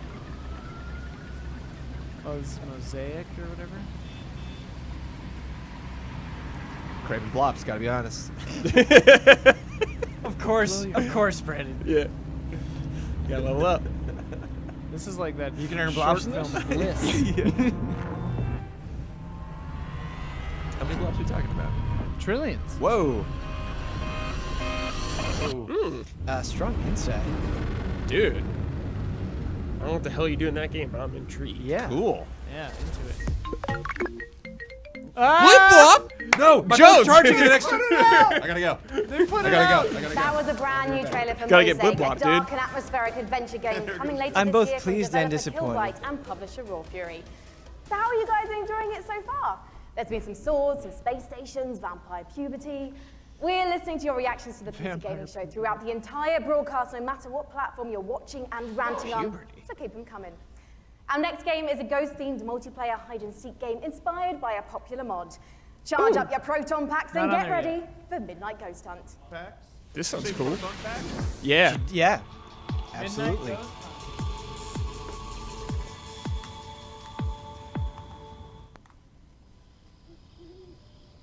Oh, this is Coffee Stain. Well, this is Coffee Stain then. There's only you and me. Satisfactory. Some other stuff. Dude, great music. When the night falls,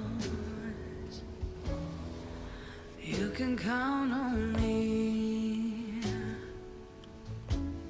Darling, if you only knew.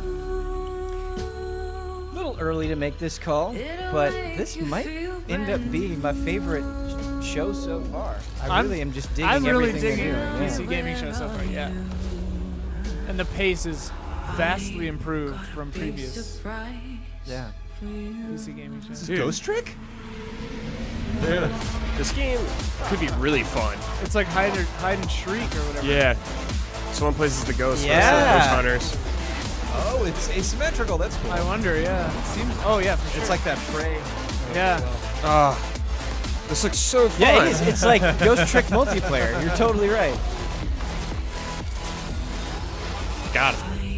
Got a big surprise. That looks really That game fun. looks dope. Yeah. Oh, please come out in October. Please come out in October. We gotta stream that. Teaser. Ooh. Other ghost. Zool. There is no danger.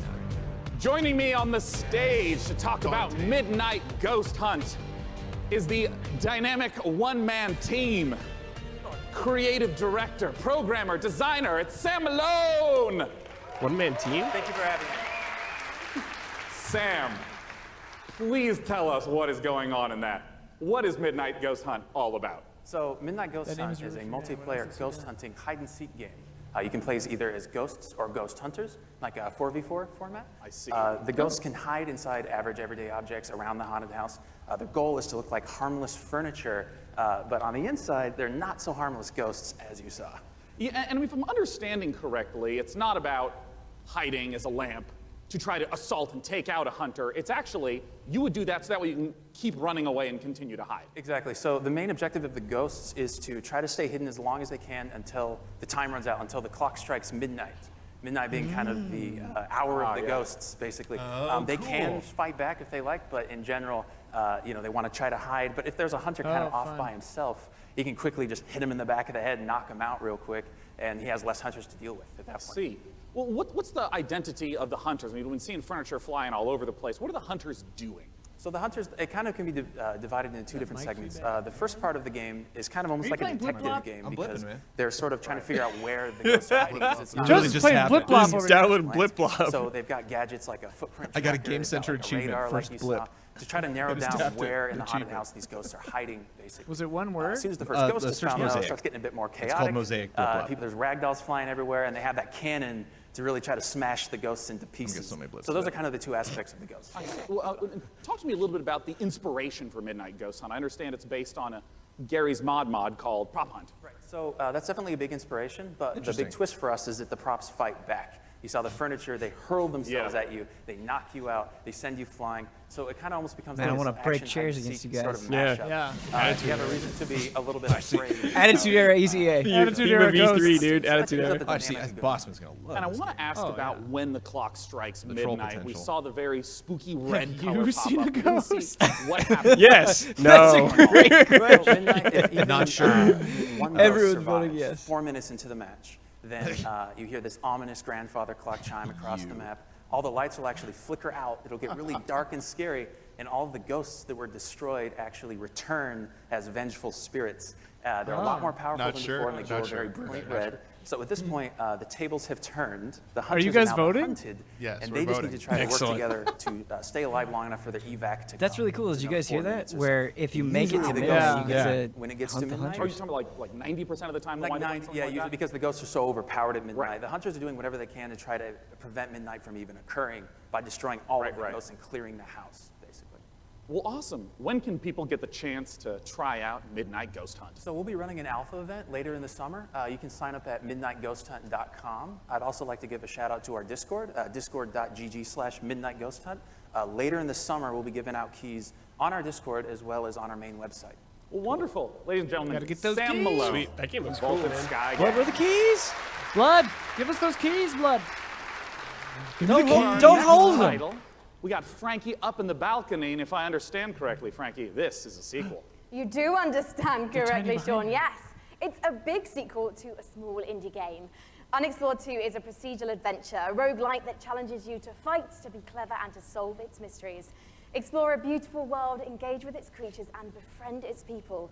Search for magic lakes and ancient statues until you die. And die again. This is Unexplored 2. Got to level 2. He's literally just tapping the screen. That's it. Yep. Blast it, Jones. 200 blips. I get to Quit level up my blipping those blip button. blops. Oh, get to level up my blip button. Whoa. Spooky.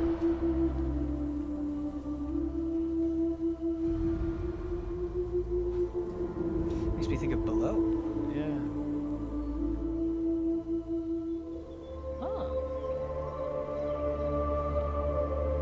Kind of has that Sable style too. Yeah. Sable and the deer game from yesterday kind of Yeah. had this quality in them. I'm all about it. I love it. Is this cell shading? Oh, Creature Or in the just well also. Different kind of shader. Fight back, you fool. Yeah, man. Maybe Aw. you can't. It looked like it was Death is inevitable. hard, though. I like this map. This is cool. Oh, yeah, he's like, okay, died there. All right, can't go that way.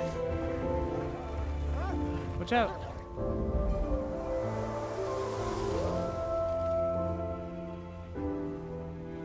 I Oh, really wanted one of those companion. hands to just go. Bah. Yeah. This game looks cool. Yeah, I like The this. style of this is very, very, very pretty. Oh, is that your friend?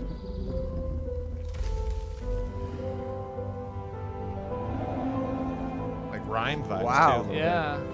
Running on this water is really It's funny. Like every area reminds me of another game.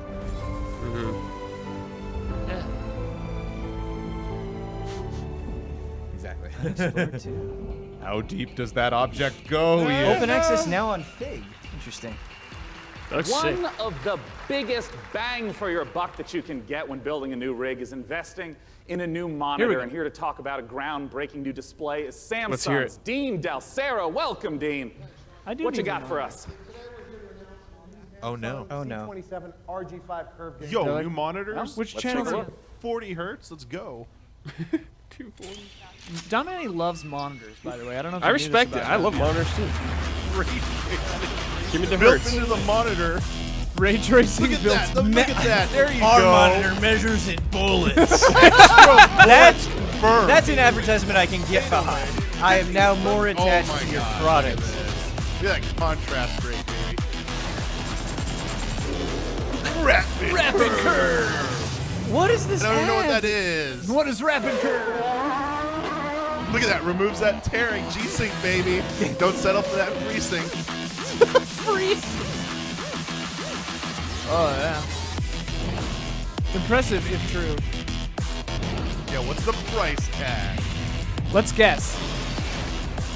They will $1,000. not say 1200. 1500. Yeah, they're not gonna say it.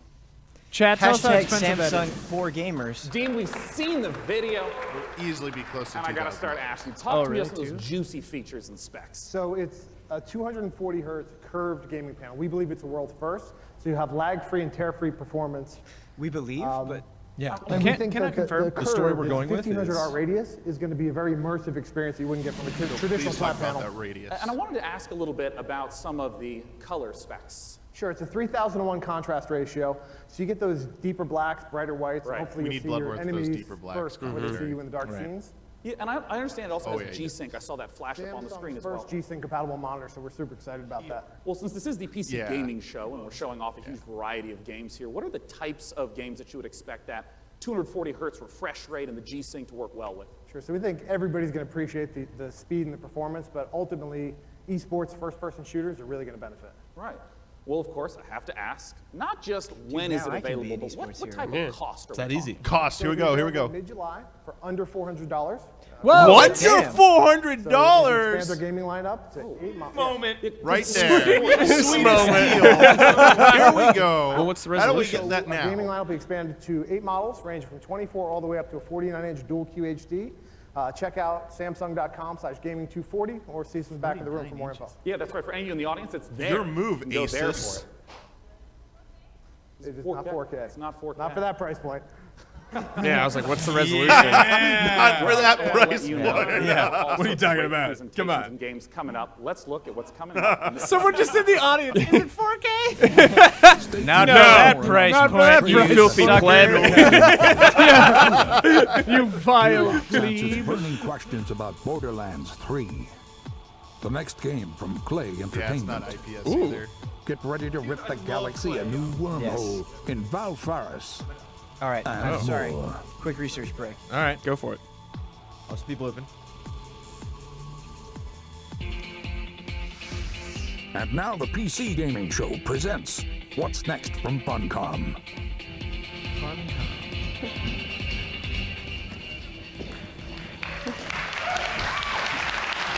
I don't know why they cut to those, like, we're about to go to commercial. Hello, but then everyone. Yeah, it's Thanks weird. for the warm applause. It's very exciting for all Whoa, of us cool at Funcom to be here at the PC Gaming Show for the very first time ever. Someone like And knocked over a naturally, chair. we would Yeah, like they're moving to set show pieces some of back the there. cool stuff that we've been working on. So, Jones, you're without already level further ado, 14? Here are Yeah, some man. of the games coming whipping in those what? 2019. Can't. He's power leveling. Something strange is going on. Blip to get all the across blast. the zone. I don't fear nothing until now. Whoa! Yes. Big con. Say Switch in this conference. Okay, thanks. Did she say Nintendo A Switch lot's out there? happened since you've been traveling, Con. We could use your Says it down skills. there. Stalkers got each other's backs, right? Yeah. What happens to you happens to me. Wait. Oh, okay. Oh, it's an RTS Conan game. Huh. Look like multiplayer too. That's cool. RTX genitals? RTS. Was that like a horde mode? Whoa. Is that Conan using a Conan shield? Unconquered. RTS. Oh, yeah. Whoa. Halloween Jones.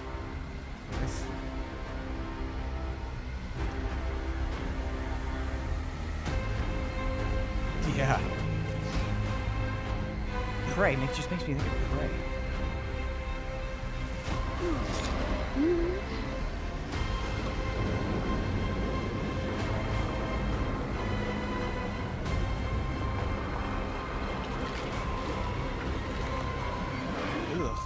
Who would have thought? My son, off to fly among the stars. Cool. Neat. Sick. Into Please it. welcome to the stage, founder and director of Mighty Kingdom, Philip Mays.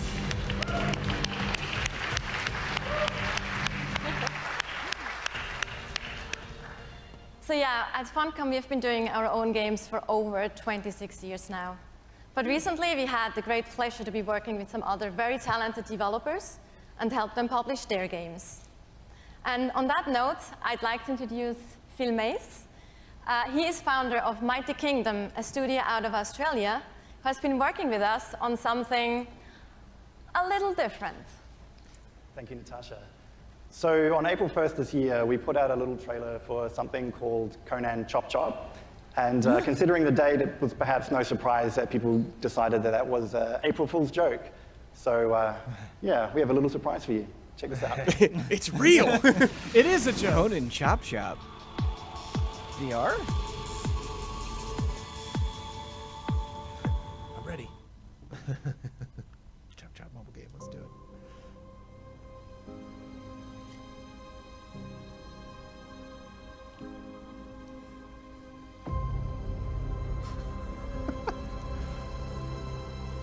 That grass is gonna get bloody. Is it about mowing grass?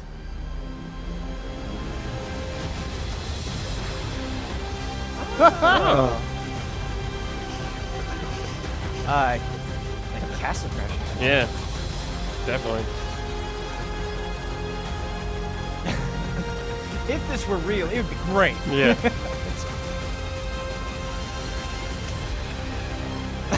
It's kind of He's funny. like half-ass chords in it. Please make it. Yeah, this looks really fun. Conan Chop Chop.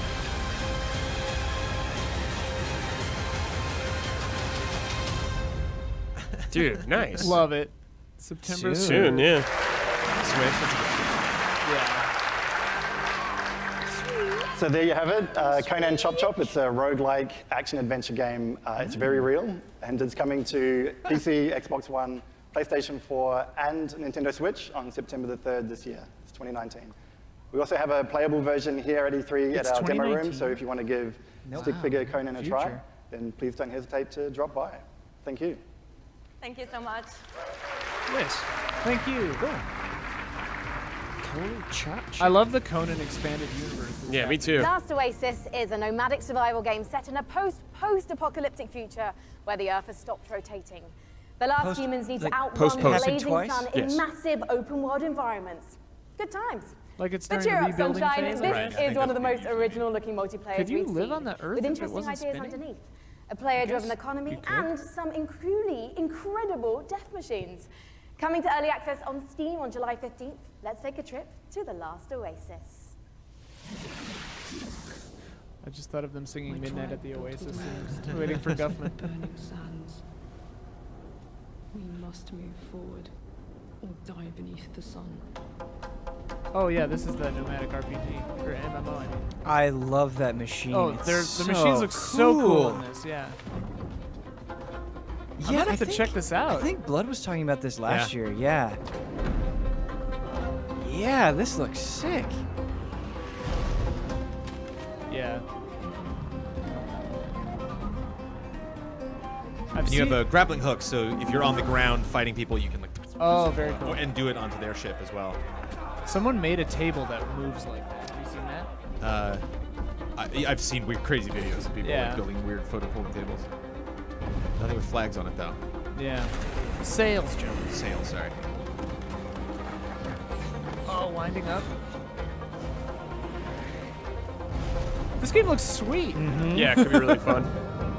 It'd be a blast, like designing a bug machine. with Oh you my god, guys. yeah, that'd be fun. Bloodstained Combat was interesting. There's like a lot of like swinging motions. It's not just like button mashing. What in the world?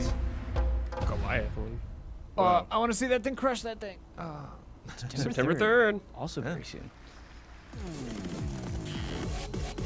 Same day as Conan Chop Chop. Or was that? I think. Let's go like that one. Good lord. Coming in hard. Let it fall on your face. Dude, that T-Rex. Yeah. Yep. Dino Riders. Strategy. Tree. Different wind conditions. There we go. Dinosaurs with lasers. Just keep that as the name.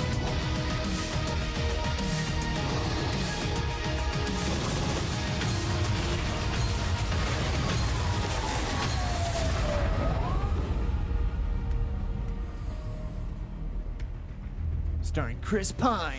Yeah. No dang. Neato. August 6th. Oh, did it?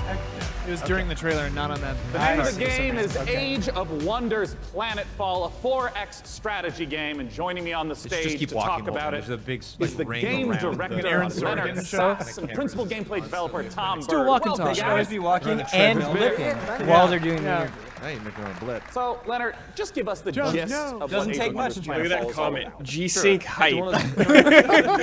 Damiani, get out of chat. I like that comment too. Would buy actually. Would buy actually. faction. Yeah. They include the Chat Vanguard is great when expeditionary people are just forces picking who are the in happy cryosleep stuff. when Yeah. everything went to hell. There's scavenging cyborgs or the Amazon bioengineers who ride dinosaurs into battle. You know, I want to ask, because there's a pretty broad range of 4X strategy Definitely games. Kiro. To give a sense of what the Kirko. gameplay is, I just want to Kirko. start from the beginning of the game. What Less happens when scary you now first that land it's on Kirko. Earth? Well, Uh-oh, the each race is on assembly. a spaceship. The spaceship Which comes one's down which? onto the planet. The planet is where the entire game takes place. And Which that one lets me spaceship will then ride transform into your dinosaurs? capital Yeah. colony, where your entire empire begins, your sort of attempt to take over the world. Around you, you've got a number of sectors, and each of these sectors has a little story, well, not most of them. So maybe you'll find a genetics lab, which is still full of horrible mutant creatures, an entertainment background, the complex camera overrun movement, by and this horrible guy's robot monsters. gesticulation. Yeah, I'm like on a fair Freaking ride right out. now. Yeah, I'm just like, there's too much happening. And I did see in the I love trailer how some of these people dinosaurs came with ready lasers, to correct? Dinosaurs Yeah, with they lasers. Perfect. Set them up Cats and they're with good to lasers. go. No, sorry, Yeah. no cats with lasers. I'm so sorry to disappoint all of you. Cats with lasers. You have to settle with dinosaurs. You know, I saw the Quick, expansive mod it in. tech tree Patch show it up in the in. game briefly, and I know that growing resources and tech is a huge part of strategy games. How does that I gotta function? love this dude. Right, so part of these tech trees come from your origin race. They sort of represent the past of where you came from. They include new units, new modules for your units, like jetpacks for your troopers, orbital laser cannons you can launch from space, social doctrines, it's not all about war. And then the second part of your tech tree comes from your secret technology, and that's all about the future of your faction. So you can create like a combination between man and machine or man and computers. Others include doomsday technologies that allows you to infect the entire population with alien brain-eating parasites, or win the game by splitting space-time. I love how many details you're giving me of the horrors I that wanna await do on the that. planet. The future is I want to pretty split plain. space-time and win a Well, I game. want to ask about some of the combat that we saw, because in a lot of strategy games, the combat can be very brief. It just, shows two armies pinging off each other. But I understand that the tactical layer is quite rich. Right, so when combat starts, you'll see, like on the world map, maybe like a little sort of space lab or something like that. When you go into combat, you will zoom all the way in, and you will be inside the lab. You'll see all the pipes and all of the goops flowing around. All of your units, which you've been putting together and built, are now deployed. In turn-based combat, you can move them into cover, use their abilities, shoot laser cannons. Maybe you've chosen Advance, so you've got like a bunch of space dwarves in little metal suits that dig holes in the ground, like shoot from the holes. Maybe you've chosen the Kirko, sort of horrible alien bug monsters. They run forwards and slash people and puke acid on them, that kind of thing. I mean, how long do some of these battles wind up lasting? It depends. A short battle can be maybe 2 or 3 minutes, but at the end of the game, you've got a massive siege with like 20 units on your side, 20 units on their side. You've got orbital cannons blasting holes in the world, and that can maybe take 30 minutes. Well, talk to us about when we can play the game. Okay. The game is due this August 6th. It's going to be available on PC, multiple platforms, consoles, and it's available for pre-order now. Well, lovely. All right, cool. What's that URL? It's aow-planetfall.com. Well, I'm What's looking that forward to it. URL, Less than girl? 2 months Yeah, away. but- Gentlemen, Give me thanks that so much for URL, joining me man. on Thank stage. you. Okay, thank you. All right. Bye-bye, guys. Thank you for Bye. sharing the horrors of the future. And for our next game, Frankie, I have to ask you, what year is it? Why? The year is 1946, Sean, my dear boy. Europe lies in ruins torn apart by the satanic Plan Z.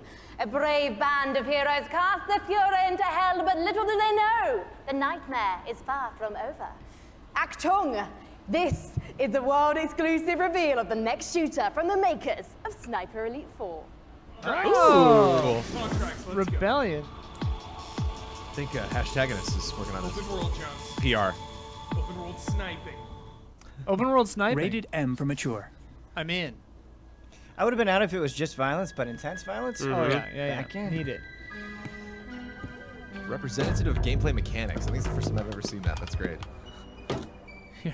Theoretically accurate. You can't see this. But We're lying, but you get the idea. We're lying accurately. Loving these Whoa. Zombies.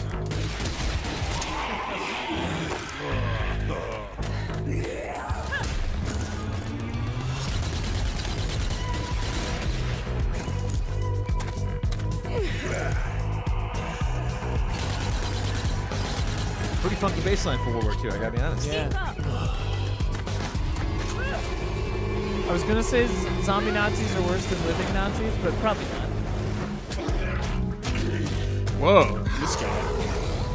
Wow.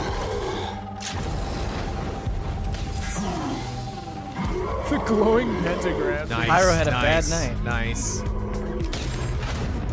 Oh yeah. That's squished.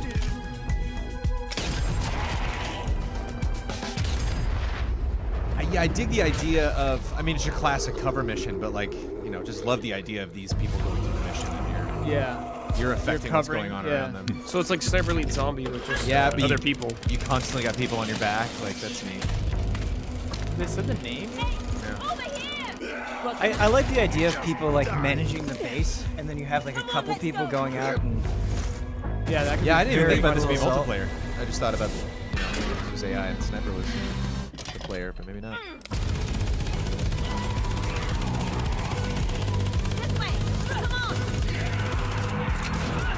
No, yeah, I hope this is like a 4-player co-op thing. Definitely getting that vibe.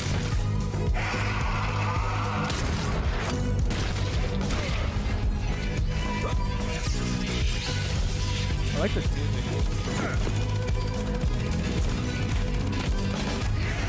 A big boy is coming.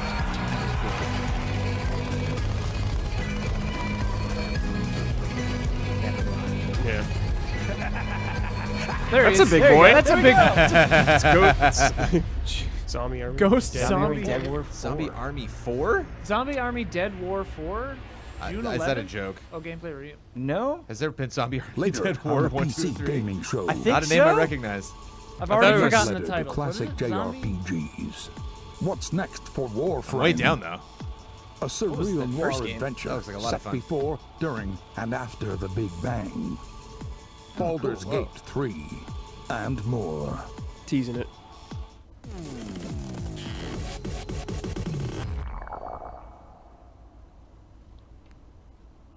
I'm in. For nearly 100 years, the root have ravaged the earth. An Stupid Mother unending Nature. assault without reason. We are victims to a hatred that we do not understand. This evil will consume our world and the countless worlds beyond. Unless you rise to meet it. A trial by fury and blood. You seek the source of death itself. Prepare yourselves. They are here.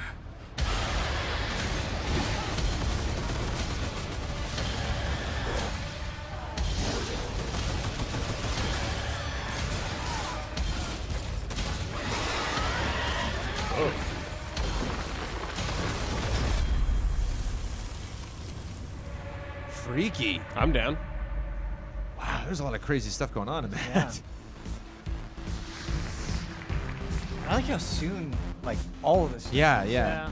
Joining me like on August the 20th? stage to Is talk that about August 20th, Remnant yeah. from the Ashes. That kinda in had Hunt trailer. Showdown vibes We got a little the bit. chance to Yeah, that see looks really so cool. much new gameplay footage and new environments. Let's welcome the CEO of Gunfire Games, David Adams. Hi, David.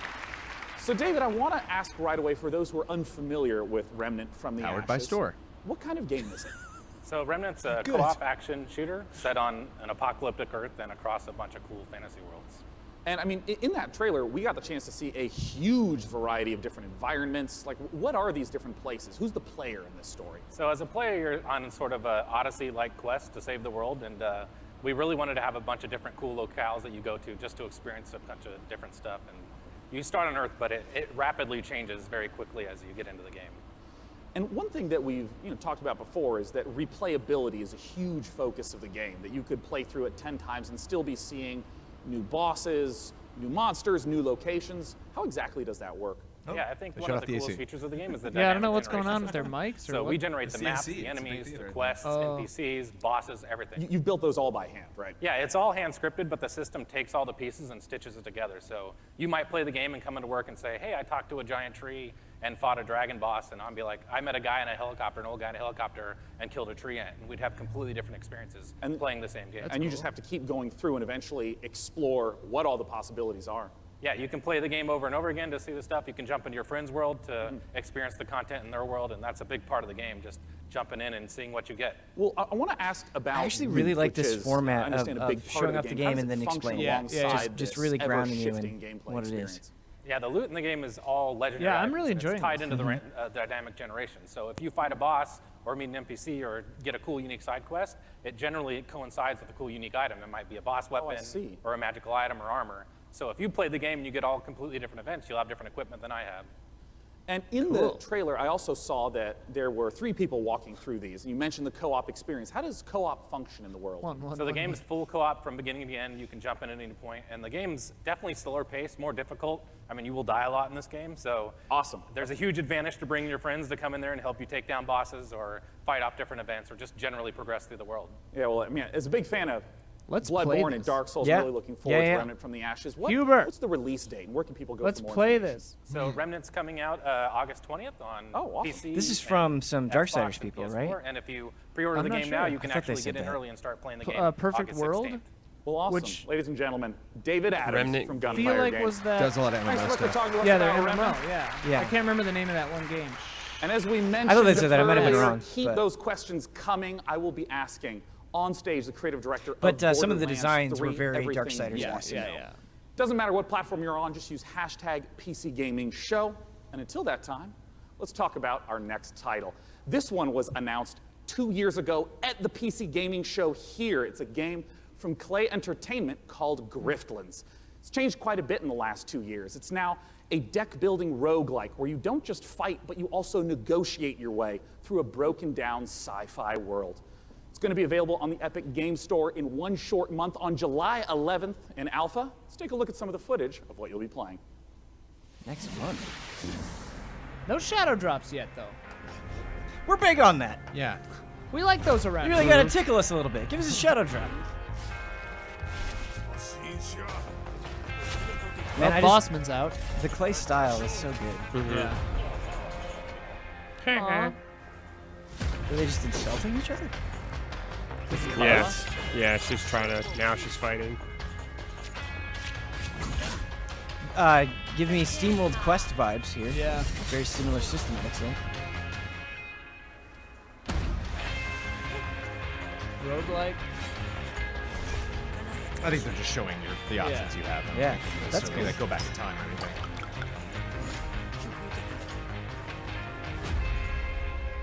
Squatting up. I don't know. She said in game. This time I've got allies.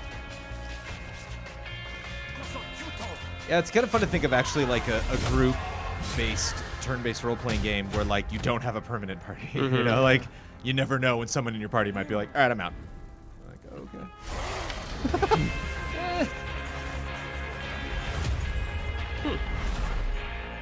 Cool. Curious. Planet Zoo is the latest game from the makers of the brilliant Planet Coaster. Please welcome Piers Jackson and Lisa Borens from Frontier Developments. Now, Piers, what Please kind of show zoo are we penguins. going to be running here? Planet Zoo is a new management sim game from us. Set the bar. It involves you building and looking after a modern zoo, and you get to look after the most authentic so animals quiet. we believe you've ever seen in a video game. Each of our animals are unique. They have their own needs, their own desires, and their own behaviours. They interact with each other and react with the That world that snaps you you. build around them. And today, for the very first time, we're really excited to show everyone here our gameplay video and to announce our launch date. Well, fantastic. Let's buy the world's largest family pass and take a look inside. What? Because we're so many of us going into. Yeah. Look, writing these shows is hard. Absolutely. Yeah, bears. Hubert. Wolves. Man, I'm gonna play the hell out of this. Yeah, Don's all over this. Don bought a zoo. And I don't have to.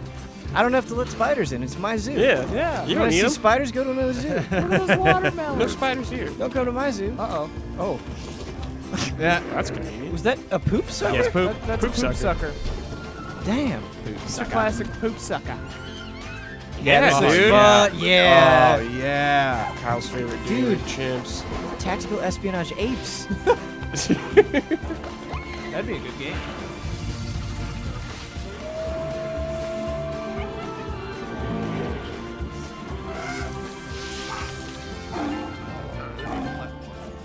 You guys gotta turn yourselves up. We can't hear you.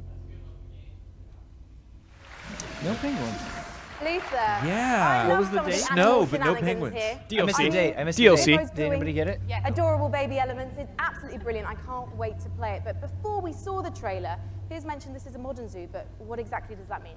So nowadays, when you go to the zoo, you're not just going to see all the lovely, pretty animals. You go there, you want to be, learning about conservation.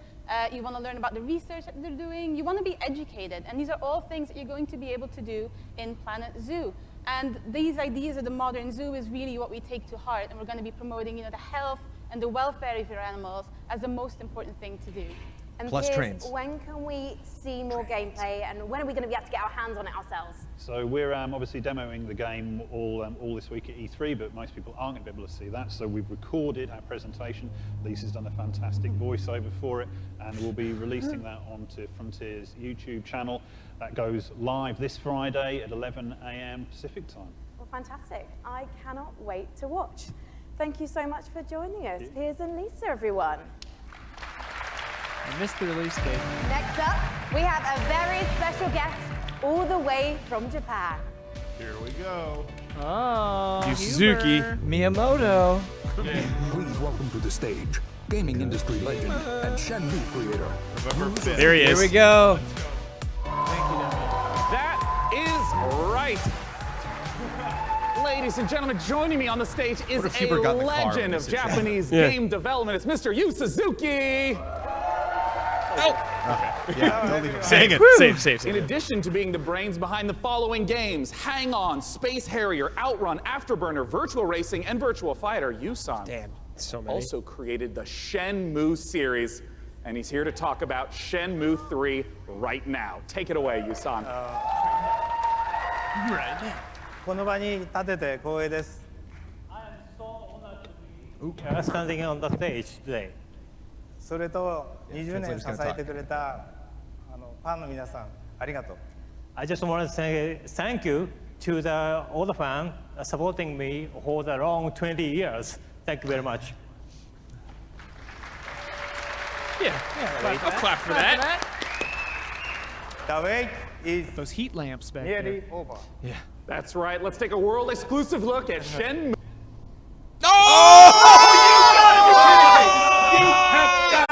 The worst possible moment.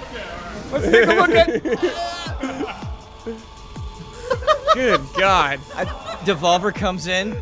Gotcha. Yeah. Honestly, Hubert, did you I say a don't heart think your attack? kung fu is strong enough.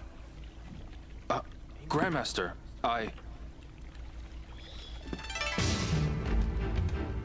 Oh yeah, learning some moves. A long time ago, martial arts were bad, but humans are interesting creatures. They practiced in secret, away from prying eyes, and became stronger. One even practiced atop this very boat. Nam Tren survived the ban and was passed on in this way. Ooh.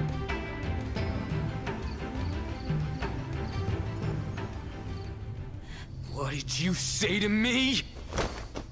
Stop it. They threaten and extort money from shop owners, get drunk by noon, and cause trouble. Everyone in town is afraid of them. They are heartless. Hey, wait right there!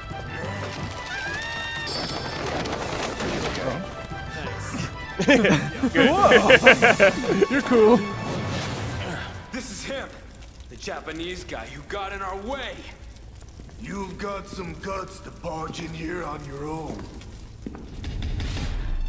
Oh. I wonder if that was somebody we know. I know so many people have been waiting for Shenmue 3. I would like to once again thank you so much. Thank you, Yusan, for joining us today. Yeah. Cheers. Everyone. Thank you. Now our next title is near and dear to my childhood heart. It's based upon a game I grew up playing called Heroes of Might and Magic 2. Let's take a look at an upcoming collaboration between Coffee Stain Studios and Lava Potion. I want to talk about it a little bit. Get on the plane, you. Get out of here. Brutal.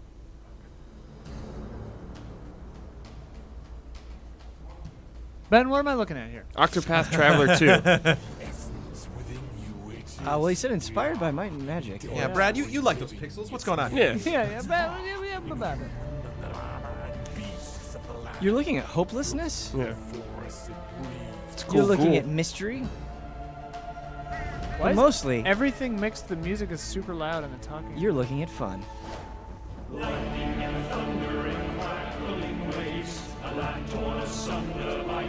Man, if it's like the old Might and Magic game, yeah.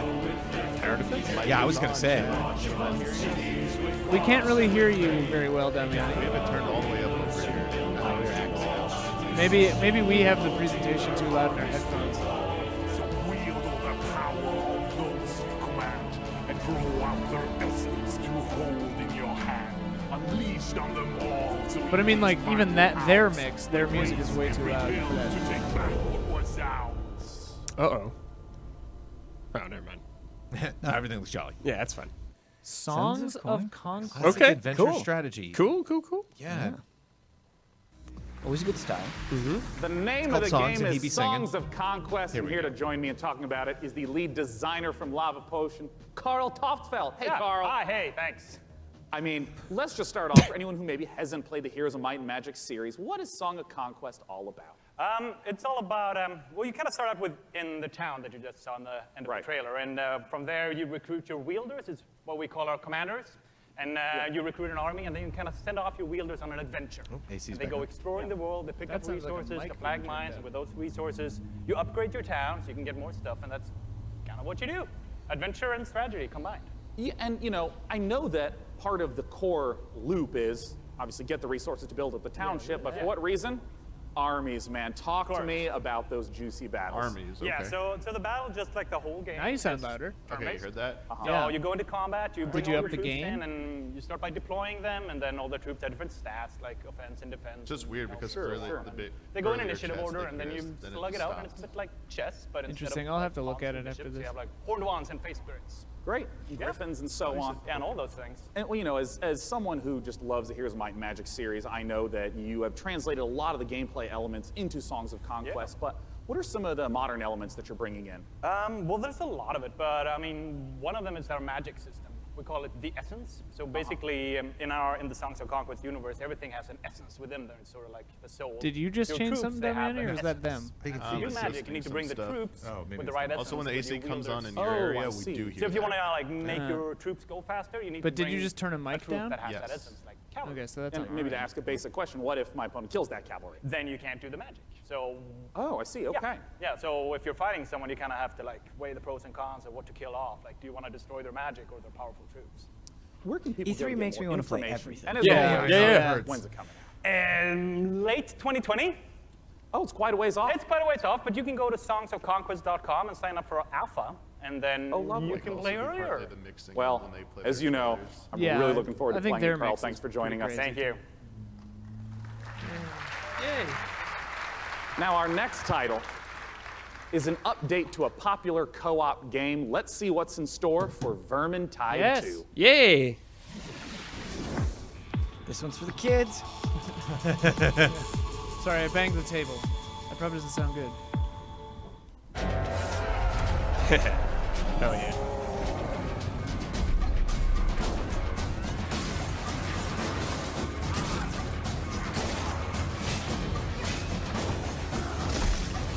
Like the little spin smack there.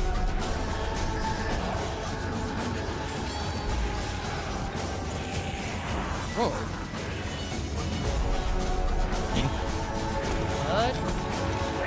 You can play as the bad Oh, boys. sick. Let me be a green skin. Here's my acid. My poison Is gas. this versus? This is very cool. Yeah. That's rad. Ah. Yeah. Cool. Sweet. That'll be very fun. That's so cool. And they've got that expansion coming. Mm-hmm. You just saw the reveal of the new PvP mode coming to Vermintide 2, which turns the Warhammer Fantasy cooperative game into something even more brutally competitive. It looks deliciously vile, and surely dismembering Skaven is so much more satisfying when you know you're going ham on a fellow player, making him or her cry little baby rat tears behind their computer screen. You can sign up now for the Vermintide 2 Versus Beta at vermintide2.com/versus. In Per Aspera, you're an artificial consciousness orbiting Mars, whose ultimate purpose is to terraform the planet, starting from a single drone in your landing site and turning the planet into a flourishing second home for humanity. Courtesy of developer Talon Industries and publisher Raw Fury, here's a first ever look at Per Aspera. As we all know, reaching the Red Planet was not humanity's greatest achievement. Transferring the complexity of the human mind to machines was. So they can succeed where we failed. So they can build us a home on that distant, dusty rock. Today, Amy reaches Mars and begins their mission. Amy, are you with us? Of course, I'm with you, Houston.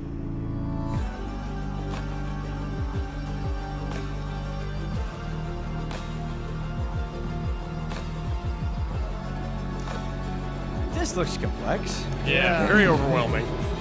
Oh, cool, though. Per Aspera. Yeah, Wayland Yutani. Yeah. In the Assassin's Creed universe, our next guest sent players back in time to rewrite history. But for his debut project with indie studio Panache Digital Games, he's going to take us back 10 million years to where humanity began. Here to tell us all about Ancestors is creative director and co-founder Patrice Desilets. Welcome, Patrice. So sneaky. Thank you for having me. I'm really happy to be here. Waiting 10 years to come back on a big stage at E3 showing off a game. Really cool. Well, it's fantastic to have you back. I just want to ask, what inspired you to tell the story of human evolution? Well, when I started Panache, I needed a game, an open world game in which you can do a lot of things. You need a character in a 3D environment at first. And I said, oh, I'm the historical guy, I'm the historical dude, so I need an historical period. They said, oh, let's go back at the very beginning. It'll be easier to do. Because I won't have to build a city, I won't have to build technology, and I was a bit naive. Because we built Africa 10 million years ago.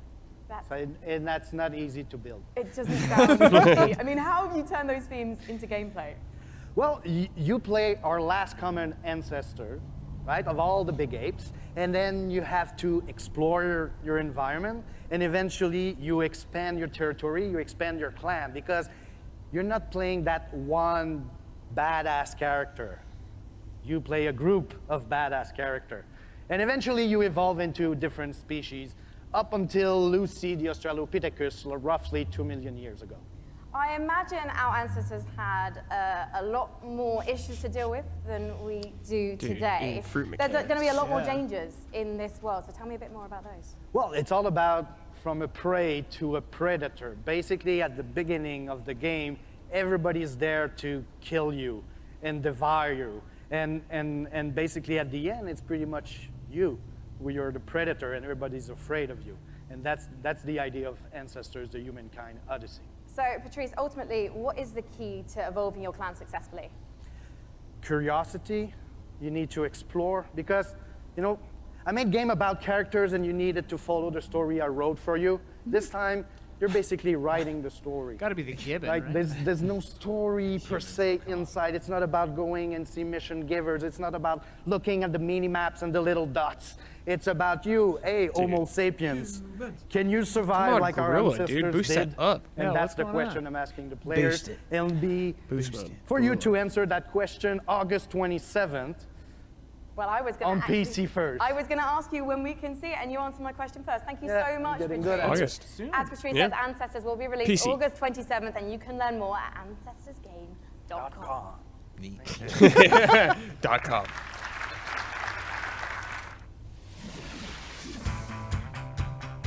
Yep. Was waiting for this. I thought we were gonna get a lot more of this. Yeah.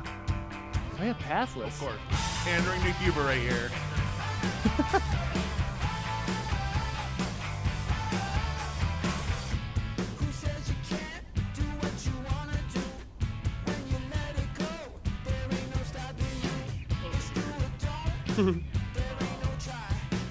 So is Ancestors an Epic Store exclusive as well? I don't know. Oh, that's Time Machines. I don't think we're gonna get that information from the PC Gaming Show. Well, they did Yay, that one I'm game. They were like, excited "Hey, about this. yeah, Yes. Yay, that was awesome. Overworld bow game. Dude, that looked cool. Ah, play that card. Right when they played a card, you see. That's called editing. Now we need to make a YouTube video. Reference in lyric reveals new mechanic." There are actually some stuff we haven't seen. Yeah. What the golf? What the golf? Oh Whoa. yeah, this game. Oh, it's the Sojourn. I played this at Judge Suite. That's cool. Sojourn? Yeah, baby. Dude, dropkick?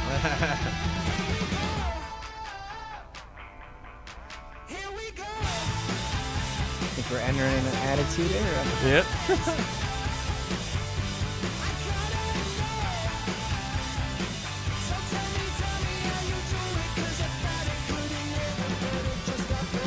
That Heart Machine game. Yeah, Solar Ash Kingdom. Who did? And Phantom Brigade I played at Judge Suite, and that was really cool.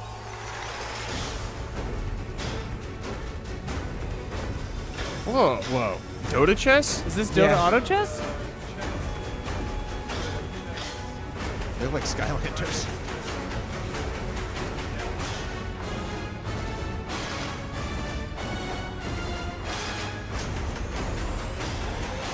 It is. Hey, they're making an Beating actual game out of it. Valve to the punch. Valve's pissed. Please welcome to the stage. You guys Lauren got to Lee, be in the mic. founder and That's not a CEO that's of not a Dragon far away Nest. mic. Indeed, Kyle auto said was chess that- has turned out that to was be your one a more thing? sensation. No, With auto hundreds chess of is thousands, huge, Kyle. Millions of players Ian says getting a auto chess taste is of it, and here to talk about it's Kyle. coming to PC is Loring Lee. Take it away, Loring. Yeah. Hello, everyone. I'm Lauren Lee. Hi. Yeah. Hello. Hello. Yeah. I'm the CEO and founder of Dragon's Game. Dragon's Game is a game developer and publisher. Comes from China. I'm so happy to be here today on this stage to introduce our game, Auto Chess, to all of you. This is really an exciting moment for us. As the trailer says, this is a real engaging game of auto chess. Dragon's Den now is working They're doing with to the Valve what creator Valve did to of Blizzard. our Yes. game, Yeah. Auto Chess. Yeah, because it started Yes. as a Dota mod.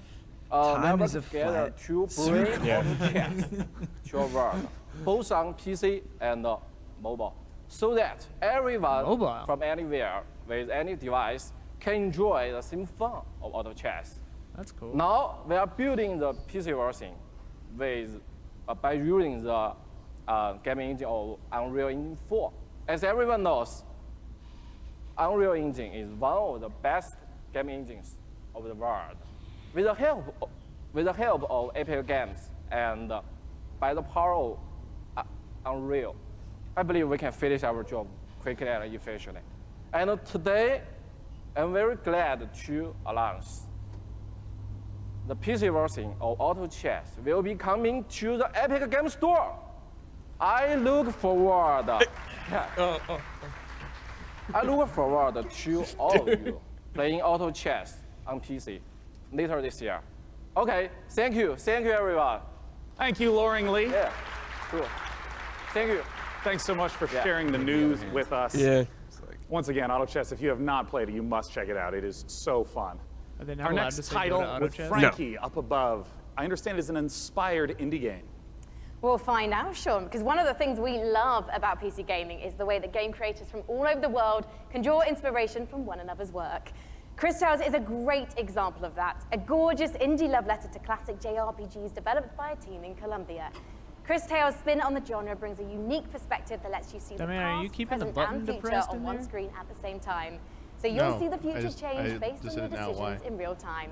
I don't know. I'm just Here's hearing the a lot of mic noise. Is world-exclusive 7 reveal up? of Chris Tales. 7 is up, but I think your AC just couldn't came hear on. Kill Name 7. of the There's game. nobody in there. Yeah.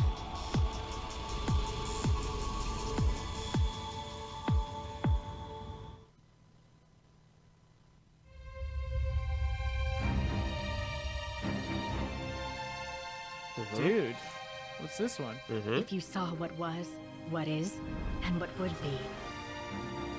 If you knew how it ends. Would you change it? Could you make the hard decisions? These And character would you be designs. strong enough to fight?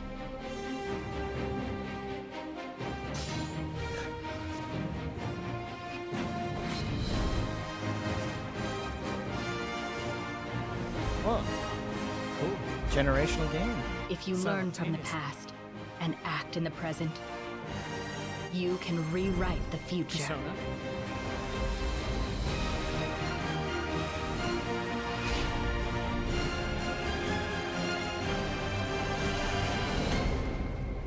Chris Tales. Okay. Oh, Ooh, shadow drop. Whoa. In PC gaming, it's not the size of your weapon, it's how you use it. And I'm holding one of the, well quite frankly, it's a bit average, isn't it? It's just your average, Glock, really. No, it's one of the ridiculous alien weapons from our next game, Valfaris, a brutal, heavy metal-infused 2G action platformer inspired by true old-school classics like Contra and Turrican. Assuming the role of fearless warrior Therion, players must blast and slash their way through the doomed citadel of Valfaris, overcoming its deadly environments and enemies before challenging the arcane evil at its very heart. They said Get 30 ready to games, but rip this the feels galaxy like a way new more than wormhole. that. From publisher Big Sugar, this is Valfaris. Jeez. That's the way to start. That's yes. That's how you start a trailer. Like a PS1 game. Arceus. Very interesting style. Oh, Yeah. Yep. Oh, yeah, Speaking dude. to Let's me. go. Kyle approves of this. Yeah. Exterminator. He's headbanging?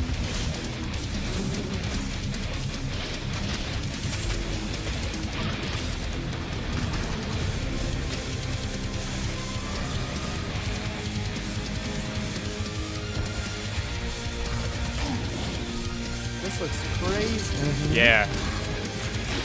Shoot a guy, jump on his back, shoot another guy. Yeah. Yes. Nice. Yes. Just incredible action in the Valfaris trailer. I'm very Did they say a excited for date our for that? next guest. In No, case you have not been in downtown LA, E3 is covered with Borderlands 3 art. It's amazing, it's beautiful. And joining me No is the Pitchford. amazing and beautiful Paul Sage. Banned. creative Smart director idea. Banned. of He was already Borderlands booked 3. for, Beautiful's the new one. Thanks. Yeah, there you go, Paul. Welcome. He had a gig. I mean, there's been so much hype around Borderlands 3. What's the stuff They you're have to really imagine excited to anywhere. be sharing this year at E3? Oh man, so we've talked about our Vault Hunters. Well, this time we get to talk about Mose, and she is our gunner Vault Hunter. So Yeah. she has a big mech. So it's one of the things. All about loot. We're talking about the different loot, such as shields, grenades, those Yeah. things, going to different planets. So a lot of stuff to talk about. Well, I mean, I want to start right off with Mose. Tell us everything you can about her. Okay, yes, I'll tell you everything I can. So Mose, again, like I said, she's a mech pilot. She has this big mech. It's called Iron Bear. She gets into Iron Bear. Yeah. We have multiple action skills, which means that she can equip either a minigun or a railgun, or a flamethrower. You know, if you want to barbecue your enemies, something like that. Oh, So, nice. You Mix know, and match. yeah, Moze is a terrifically fun character for us right now. Now, we've been excited to be collating a whole bunch of community questions. We're going to break them into 2 categories. First, there's a whole bunch of repeat questions that I want to make sure we get to right now. One of the big categories is about loot, because you've mentioned having a billion guns earlier, but what can you tell us about some of the other gear, the other progression systems in the game? Yeah, so let's talk about grenades, like one of my favorite things that we don't get to talk about a lot. So in the past, we've had grenades that they've had like one thing. They can bounce, they can stick to different things, you know. Yeah. This time, we're combining like all of those things. So for instance, the other day I was playing and I threw a grenade, and that grenade had a bounce, it would stick, an explosion would come out, and the grenade would fire guns as it was going through, right? So we have like a ton of different grenades that are in there.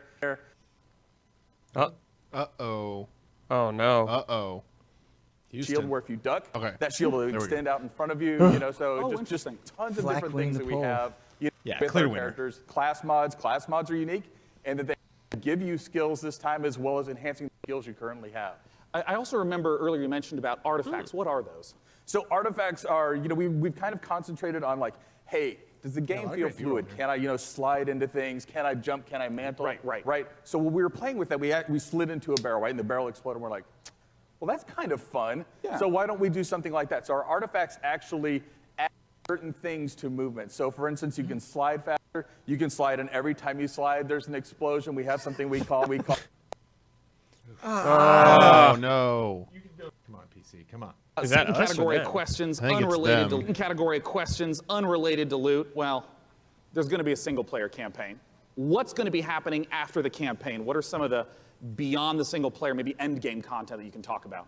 All right, in-game content. Okay, well, it's E3, so I give a little bit. So we have this thing what we call the Guardian system. So for those people who played Borderlands before, you might remember Badass Ranks. Badass Ranks, you can get, you know, is basically kind of an infinite progression system that added to your stats. Yeah. We doubled down on that. We have what we call Guardian Rank. And Guardian Rank not only has that infinite progression, but it has skills and different skins that you can open up as you go through. Welcome back. And the cool thing about that is like every character What'd that I you miss? play on that account gets the benefits of Guardian Rank. Oh, interesting. All right, last category we're going to go through, and then we're going to hit some rapid fire questions. How do the boss fights in Borderlands 3 compare to Borderlands 1 and 2? I know those were big aspects.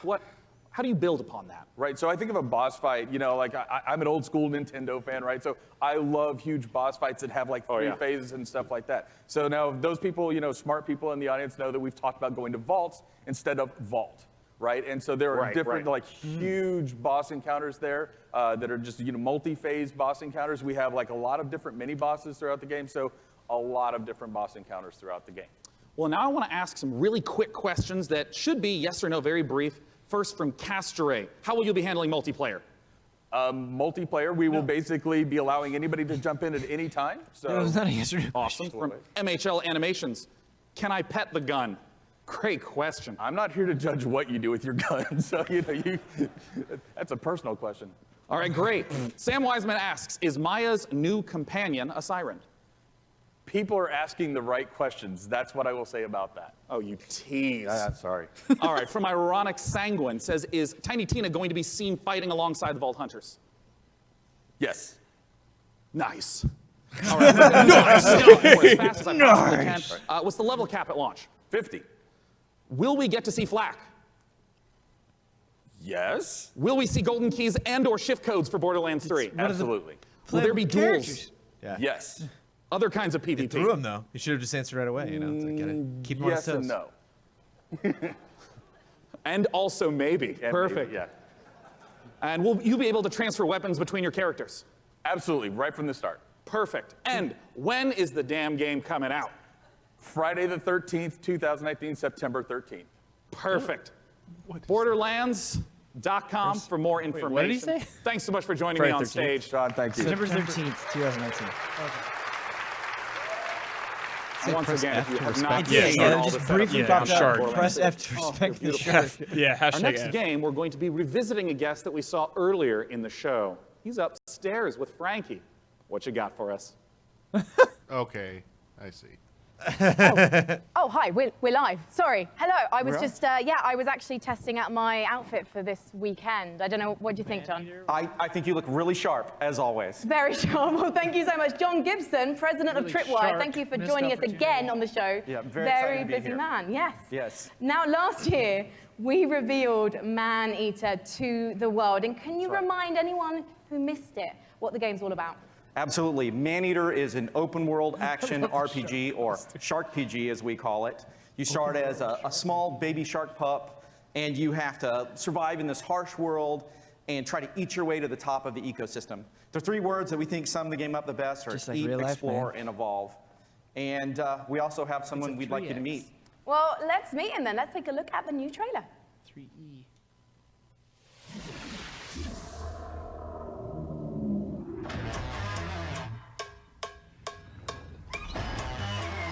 Whoa. Above water.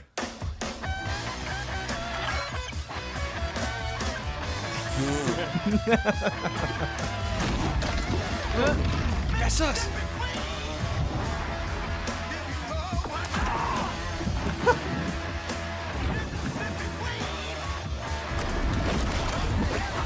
This is a good trailer. Yeah, dude. A shark threw itself at the screen.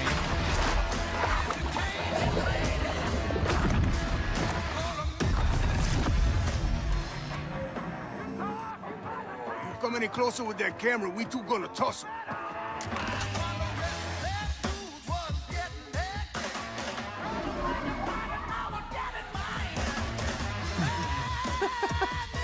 Soon. Did he? Yeah. Oh. Oh, the shark was gonna eat that guy. Yeah, he lived. Who was that appallingly dressed fisherman in the trailer? Because quite frankly, not even I would eat him. That was Scaly Pete. And Scaly Pete's the villain in this tale. Pete is a best fisherman in the Get the Gulf, meter all best the way shark up. fisherman, or he'll tell you he's the best shark fisherman. And he disfigures our baby shark at the beginning of the game and does some really nasty things. So Eat the he's not a bastard. very nice guy. And now the story of final Man-Eater boss. is told through the lens of a reality show called Shark Hunters versus Man-Eaters. And it follows Pete and its adventures. And you know, it's a really it's a very exciting way. We did it, way chat. to tell a Good job. story. And based on that trailer, to be honest, John, it looks like your main goal of the shark is to just bite everything.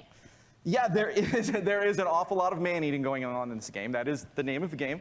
And but we'd like to think of the game as a shark-tastic fun action. Dude, just tailwind It's him. like GTA if you were a shark. But there's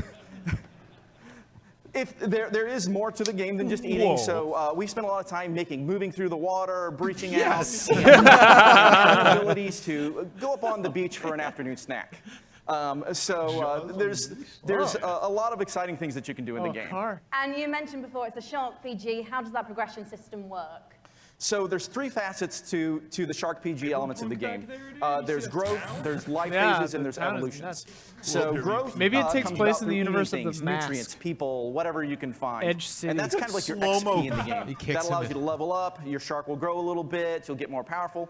And then at key phases that we call life phases, you'll make a big jump. So let's say you're a brooding teenage shark, and you're about to become an adult. When you become an adult, you take a big leap in size, a big leap in power and capability.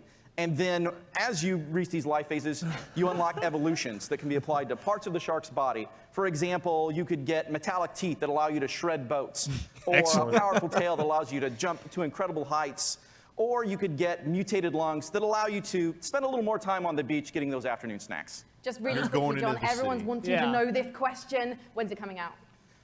So we're really hard hammerheading away at this game and trying to make it the most awesome shark RPG ever. We're not ready to announce a date, but we're pretty certain you're going to see it before the next PC gaming show. Well, I hope we do, John. Otherwise, I'm going to have to start biting people. In fact, I'm quite hungry at the moment, so I think actually I'm going to find an audience member because you guys look tasty. So I'll see you in a bit. I'm just going to have a snack. Thank you, John. Thank you. Gamer chairs? Gamer chairs. Gamer chairs. You like chairs? What if you gamed in a chair? Closer. Is it 4K? You know, I wasn't gonna buy this, but then they got really close, and I think I'm in. You win? Woo! Dude, that's when you need to roll away from an epic moment. Yeah. Sure. You know, one of the best parts about being sponsored by iWin for the PC Gaming Show is that I get to sit for this next segment and talk to you about Terraria.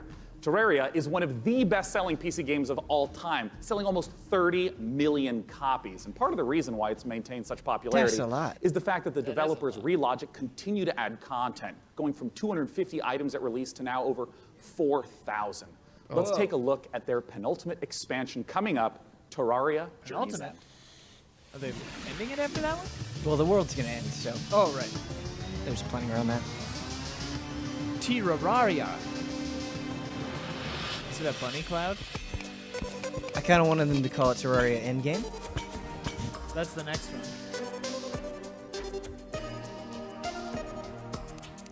I could definitely see myself getting lost in this. Yeah. I describe myself as a large expert.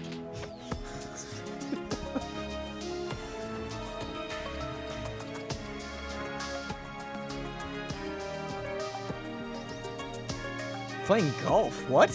That's funny. That's right. King Slime? What? What? That was a Dragon Quest slime. Best tree. I missed it. I didn't even see it. Where's the king slime? It was like the top of its crown. You could see us bouncing. Whoa. YouTube, why? Kyle said it's a mercy freeze. Oh, yeah. Mercy freeze? Oh, Kyle. The next title that we're going to be looking at is a game that is the spiritual successor to Her Story. It's called Telling Lies by Annapurna Interactive, and joining me this is a crazy cast. is game director Sam Barlow and actor-producer Logan Marshall Green. Welcome, gentlemen. Thank you. Nice to be here. Yeah. Already on my map. Now, I'm in.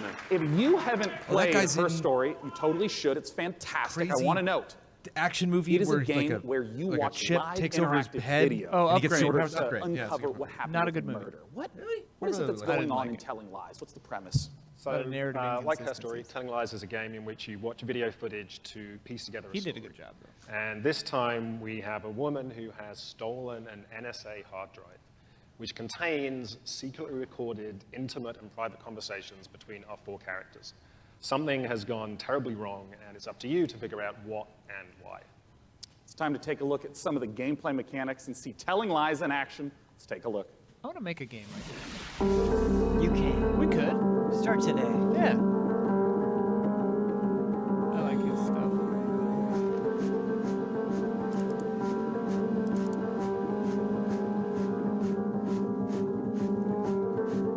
Once upon a time. It's late. I gotta get her in the bath. I don't love you and I don't miss you. You already know too much. That's Westworld thing. Yep. Oh yeah. It's late. I gotta get her in the bath. Catch Fire is I love you. Is she in Halt and Catch Fire? Love you. Search love. I've only ever been in love once. What is love? Baby, don't hurt It me. was with a girl I met when I was 18, but I was too young and naive to handle it properly. Reflection's interesting. Yeah, you see your face. I guess I still carry a torch for her, which makes me a incurable romantic or underdeveloped emotionally. I'm a loyal friend.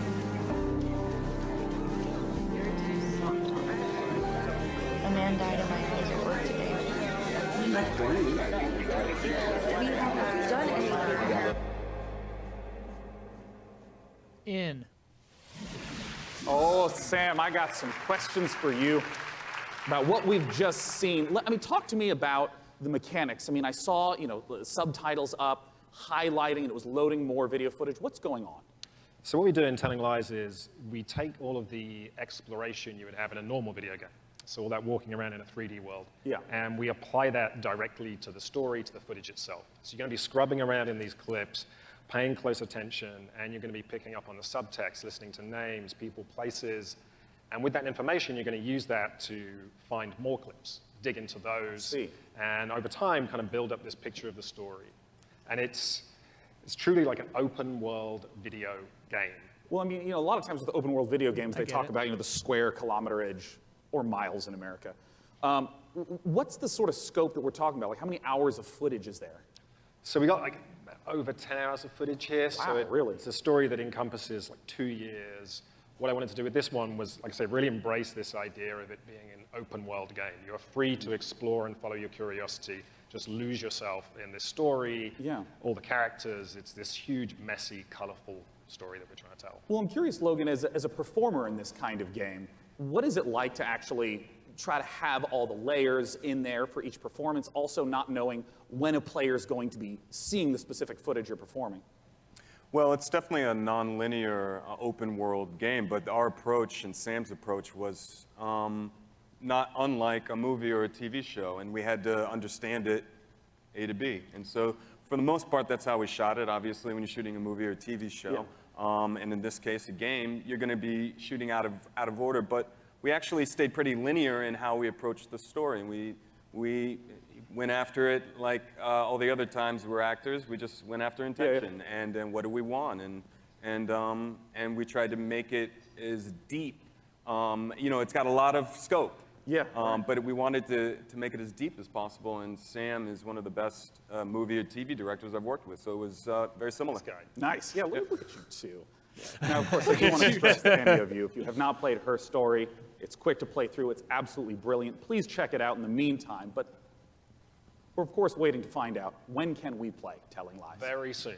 Very soon, I promise. We'll have a date soon. Right now, you can go to Steam. You can wishlist it on Steam. We all love Steam. And yeah, very soon. Hey. Showing a little bit more. We all love Steam. Little bit of a snipe. Take that. We're desperate to get it out there. Yeah. And people to play it. As soon as humanly possible. Well, Sam, Logan, thanks so much for joining me on stage. Once again, Telling Lies. Now, up on the balcony, Frankie's going to be talking to us about a game that my friends, year after year after year, keep telling me I have to play because of how much they've improved it. Frankie, what's going on with Warframe? Well, one of my favorite parts of last year's show, aside from being upstaged by a giant duck, was getting a glimpse at the future of Warframe. And here with the latest look at the next expansion to the universe is Space Mum Rebecca Ford. So, chat, behave yourselves, please, because Mother's here. Now, Rebecca, what are we about to see? We're going to take a look at an amazing trailer that our team has put together. A lot of our players have been waiting a year for a look at what we've been calling Railjack, so it's about time to, you know, see what we've been doing. Yeah, let's take a look. Railjack.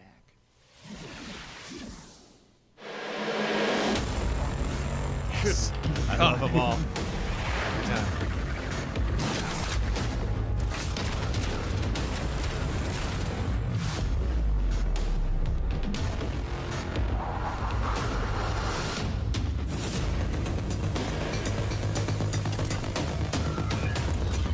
Oh, that's sick.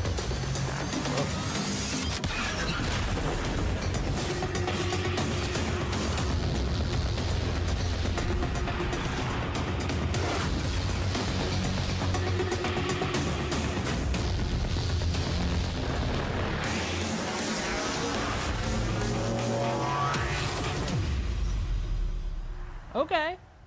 Imperial.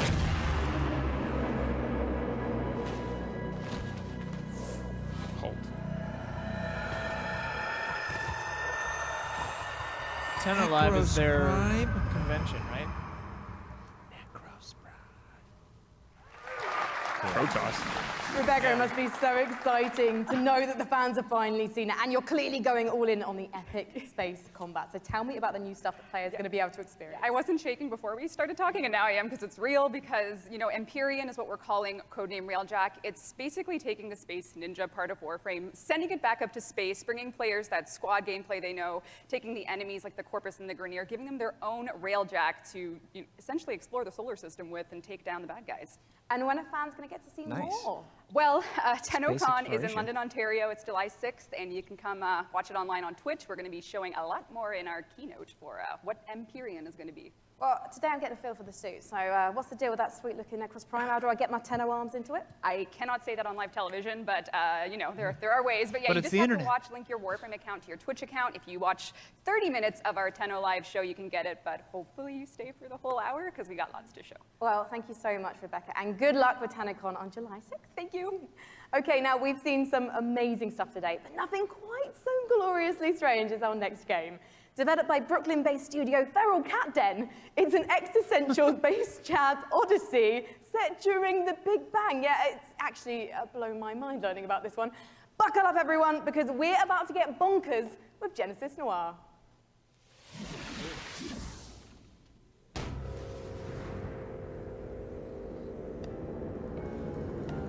The Big Bang. Yeah. I'm in.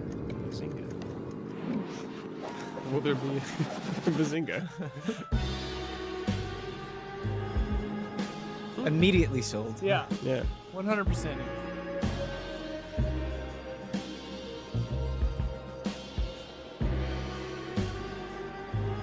Sultry.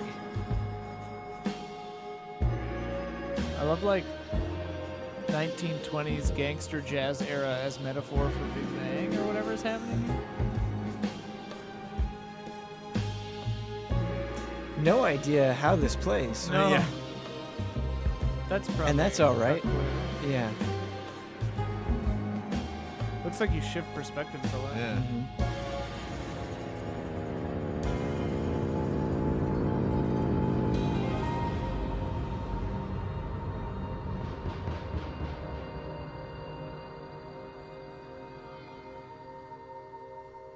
Wild. Crazy. Cool. Genesis Noir, just beautiful, stylish art.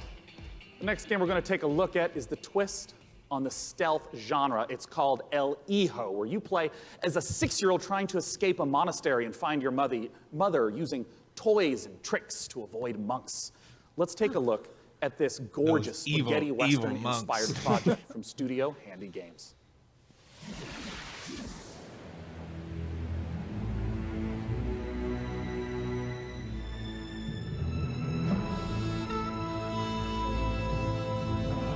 The monk.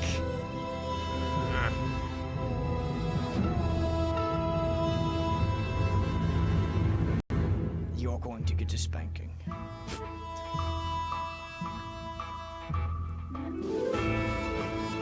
like the look of this.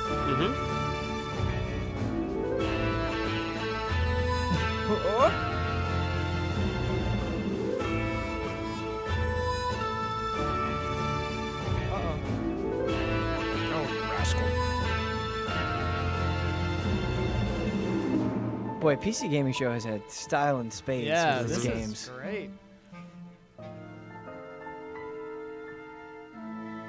Who'd have thought that the PC Gaming Show would be my favorite conference so far?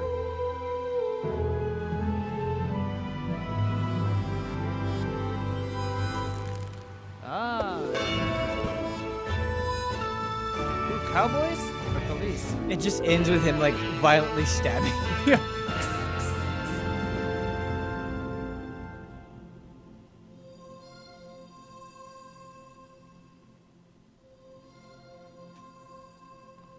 I like it. H-I-J.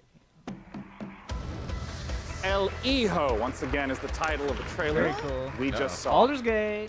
For our final The guest time hath tonight, come. The please final- join me in welcoming from Larian Studios CEO Sven Vinke, and from Dungeons It's a and good Dragons at Wizards of the Coast, the creative director of Dungeons and Dragons, Mike Merles, to talk Going out about with a bang. Baldur's Yo. Gate 3. Two titans of industry. Yeah. Now, this was only just recently announced. How did this partnership come about? We went to see Wizards of the Coast at the end of Divinity Original Sin 1. Yeah. That was back in 2014. And I tried to convince them back then that they should give us the Baldur's Gate 3 licenses. But we had a long chat just about let us do it. what the vision would be for the game. And then He's we kept great. on He bumping demoed into each Divinity other. for me twice. And He's then a really cool suddenly guy. in So much fun, those 2016, demos, man. I get a phone call from Nathan Stewart, who's the Very energetic big boss, guy. Mike, and Yeah. the head of Dungeons and Dragons. He said, Yeah. "You need to come to Seattle right away. We're going to have dinner in a very shady restaurant." And he had this big stack of paper with him. And on it was Baldur's Gate 3. And in it was pretty much everything that we talked about. And he says, "I'm going to present this to my board. Do you still want to do it?" I said, "Yeah, of course I still want to do it." And then a couple of weeks later, we started negotiating. And here we are. I mean, what does the Baldur's Gate franchise mean to you, Mike? Oh, to me, it's the crown jewel of D&D computer games, right? I mean, for me personally, Baldur's Gate, the original one, was finally I had the chance to actually play a D&D campaign rather than having to run them for all my friends. So it means so much to us. Baldur's Gate, it's such fantastic storytelling, and it's so exciting to see it come to not only a new generation of gamers, but for the gamers who remember the 20 years it's been since the original, the first two in the series. So it's incredibly exciting. And for us, it's such an important part of the D&D mythos as a whole. And we got a chance to see the trailer. Talk to me about some of the story elements, the world elements. What are things we're going to see in Baldur's Gate 3? Well, we're only talking about what's in the trailer right now, but obviously you're going to go to the city, because we start with the city. You start outside of the city, actually. There's going to be mind flayers. They're very nasty. You are seeing in the trailer the process of ceremorphosis, as we call it. It's accelerated, so that's not normal. Yeah. And you're going to see a lot of iconic creatures, iconic characters, iconic places, and that's as far as we go. I'm curious about some of the gameplay elements, because obviously, there's just been a big resurgence of Dungeons and Dragons, tons of broadcasts on Twitch. I mean, how do you translate some of the insane things that players want to do into, what has to be a structured computer game? So we started with the player handbook, which is basically the basic rule set of Dungeons & Dragons. Which player handbook? Which edition? 5th edition. 5th edition. Right. Yeah. And so we ported as much as we could to the video game. We looked at what works really well. We looked at the things that didn't work that well, because it is a video game, and this was made for tabletop gaming. And so we started modifying those things, and then we had to add things on top of it, because if you play tabletop, you have a game master, and you say, well, I want to do this. Yeah. And then the I game want to start a fight with a pigeon. And he's like, okay, roll for dexterity. Sure. Exactly, that's it. So we had to add systems to make that possible within the game. But we've gone very, very far. Yeah, I mean, can you give an example of like a crazy moment that a player might do that you could actually play out in the game? Well, let's say that we get into a fight because you ask a nasty question, I don't want to answer it. And I take the chair over there, put it on fire, smash it on your head. Well, just as an example. It's just an example, it's fine, we're just talking, These are things that we have to put systems into the game for to do it, which are not necessarily going to be described inside of the book. Interesting. And I mean, like, Mike, in terms of your role, speaking to Larian Deep question Studios, there. you have tons of data of all the sorts of things that players Let's do. see if What's they the get sort of this one information right. that you provide in assistance? Well, really what it comes down to is providing the story support. We think of Dungeons & Dragons, the universe of D&D. It's like a toy box for dungeon masters and players to go into and build their own stories. So working with Larry and working with Sven, a lot of it was just opening up that toy box and sharing it. And giving that kind of guidance. Like I remember one of our first meetings, we just laid out a map of Baldur's Gate and the Sword Coast and asking a lot of questions like, what kind of story do you want to tell? Where do we want to go? What are the cool locations we've always wanted to put into a game like this? And then in terms of the system support, what does it mean in terms of the story for each character, for each character race, each character class, so that if you have your favorite class and it's in the game, you really feel like you're taking on that role that you love so much from the tabletop. It's really coming to life in an authentic way in Baldur's Gate 3. And we're going to talk in a moment about Baldur's Gate 3 release dates and whatnot, but we have a second game that we want to talk about on a new technology known as pencil and paper. I understand that there is a tabletop prequel coming for Baldur's Gate. Exactly. So in That Baldur's Gate, is we think so there's one cool. side, all the different games coming together to tell one grand story of this city. So on September 17th, we're releasing our next tabletop campaign, Baldur's Gate: Descent into Avernus. And it is the next chapter in the Baldur's Gate saga. Right. And it's a prequel to Baldur's September Gate 3. what? So if you haven't played a Baldur's Gate I think it was game since 17th, Baldur's yeah. Gate 1 or 2, this is your chance to check out on the history. It's been about 100 years since the events of Baldur's Gate 2. Yeah. So this will give you a chance to check in on the city, to see what's going on, its current state, who the movers and shakers are. We also feature a complete levels 1 to 13 campaign that takes you from the mean streets of Baldur's Gate to the depths of hell itself. And sort of pose to the players a question: do you want to redeem Baldur's Gate or send it to damnation? So we're putting that right in players' It'll be hands sent to to make that choice. damnation. Well, I have to ask a question on a lot of people's minds. What can you talk to us about expected release time frames? So people have been waiting for it for a long time. Yeah. They're going to have to wait a little bit more when it's ready. This is the game that we want to play, so we want to make sure it's really, really good. And then when that's the case, then we'll release it. Well, I know a lot of people have been waiting a long time. And I think I speak for a lot of people here when I say, take your time. If the Divinity Original Sin games are any indication of the quality, it's going to be fantastic and worth the wait. Gentlemen, thanks so much for joining me on stage. Thank you very much. Thank you. Ben and Mike talking about Baldur's Gate 3. Goodbye. Goodbye, guys. Why are they leaving? Well, it's because the PC gaming show has officially concluded. Let's bring up on the stage the fantastic Frankie Ward. Come here, Frankie. That tabletop prequel is cool, but man, them saving Baldur's Gate 3 for the end, I was expecting a little bit Me more. too. Yeah. They didn't show anything. Yeah. Guys, thank you so much for coming out to the 5th annual PC Gaming Show. We want to give an enormous thanks to all of you who tuned in live. We want to, of course, thank all of you who personally showed up this morning, and of course the sponsors who helped make this possible. Epic Game Store, iWin, Frontier, Funcom, Paradox, Interactive, Hovercast, Perfect World, Rebellion, Tripwire, and Samsung. As you know, PC Gaming is a platform. It's not a publisher or developer, so these sponsors are essential for letting us put on this show every year. Thank you so much. And I gotta ask Frank, any titles you're excited about? Well, I do love a baby elephant, so definitely Planet Zoo. And slightly more awkwardly, then I also want to eat things, maybe elephants included. So Maneater, of course. I'm personally looking forward to Songs of Conquest, and as you heard, there's games coming out all across 2019 and into 2020. We hope you all have a fantastic E3. It officially begins tomorrow. Big shout out to all the other press conferences. Hello again, Dropped Frames. Good to see you 2 years in a row. We hope you all have a fantastic time at E3 and go play some games and make some friends. See you next year. Bye, bye, bye. Okay. So we will do a brief post-show before Huber comes in here and takes us into the pre-show for Ubisoft. All right. We're not gonna rush through this, but we're gonna, Yes try or to no answers. Go, yes or no answers. Will there be multiplayer? So what I think I'll do is I'll just go down the list in the order that things were announced, and if anything jumps out at you that you want to talk about or that I want to talk about, we'll just briefly hit on them, and then we'll give it a score at the end, and then we will go to our schedule for a brief transitory period, and then the Ubisoft pre-show crew will enter the room. Jazzed. All right. Evil Genius 2, World Domination.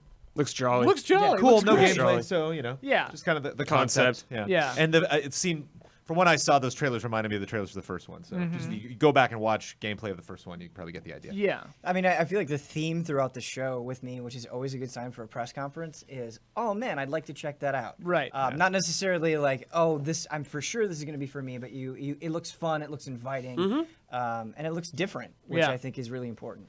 Then after that was, of course, Paradox came out and talked about Vampire the Masquerade Bloodlines 2. Yes. Yeah. We saw kind of gameplay, trailer stuff, Walk a lot around. of like environment lots of walks. environments. But I agree with Brandon, it looked early. Yeah. Yeah.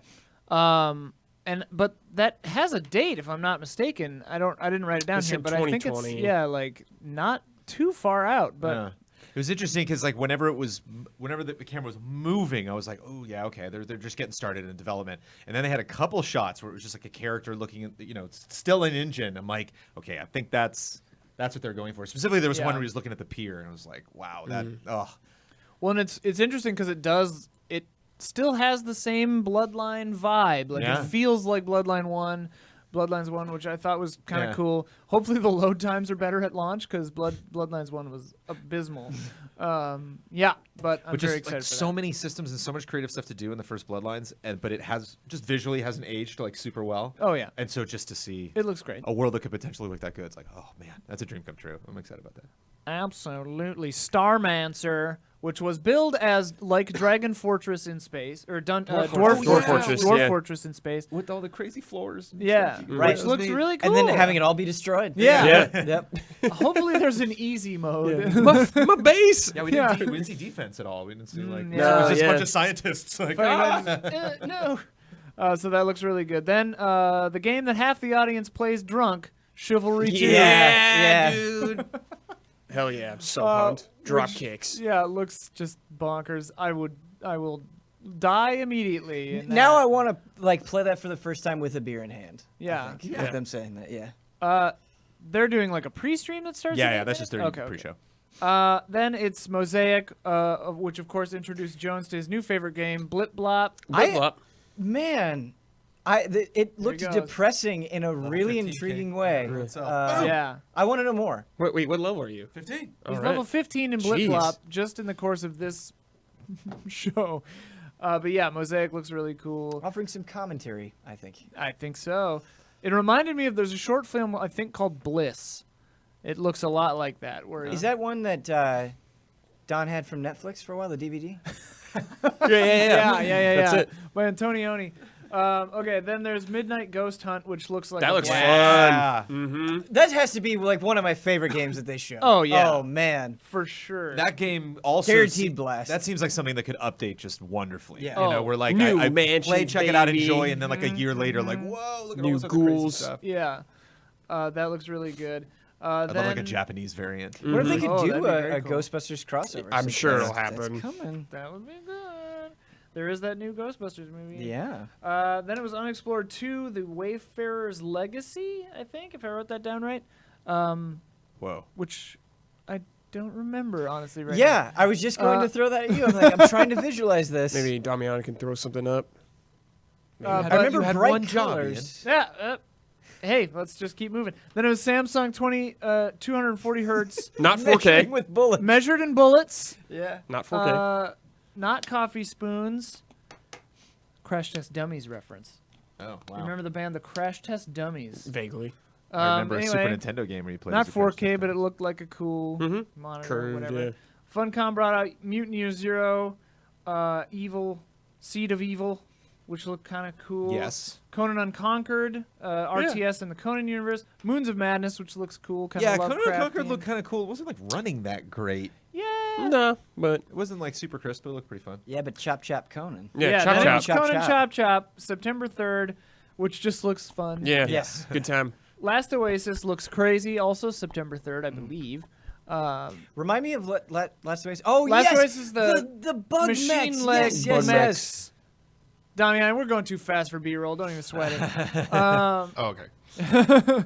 Then it was Age of Maybe Wonder. dig up what Unexplored was. Yeah, tell us what so they can Unexplored find 2 that. was, because I remember thinking it looked cool, but I'm just having a little brain fart right now. Then it was Age of Wonder I Planetfall. thought Age of which Wonder looked good. Planetfall had a really good showing, Yeah. and I liked that they got to talk about the battles and the different factions a little bit. So And like the overworld stuff, then moving down into a battle. yeah. Oh, right, yeah, yes, Unexplored this 2 looks game. awesome. Yeah, Yeah. Unexplored 2 is beautiful. Unexplored was like one of the ones that I was really excited about. And it's got this awesome graphic style. I am sorry for forgetting what Yeah. this was. That's a good sign, though. Like too much goodness in this thing. Yeah, this was a really good show. This gameplay just kept getting better and Yeah, better. this game, Unexplored 2, I am sorry we forgot about what that was, because that looks really good. The art style of this, the different gameplay scenarios that they showed, it just, oh man, I can't wait I'm for just that one. digging smaller characters in this gen. Yeah. I just love stuff like that. And it zooms in at just the right moments. Like And Fight vulnerable. back. Yeah, fight back, fight dude. back. You have a sword. It's like Okay. Hollow Knight nails what he's got. Oh yeah, you're right. Then it was Zombie Army Dead War 4, Yeah. I think was what it was called. like- I was trying to write it down really fast.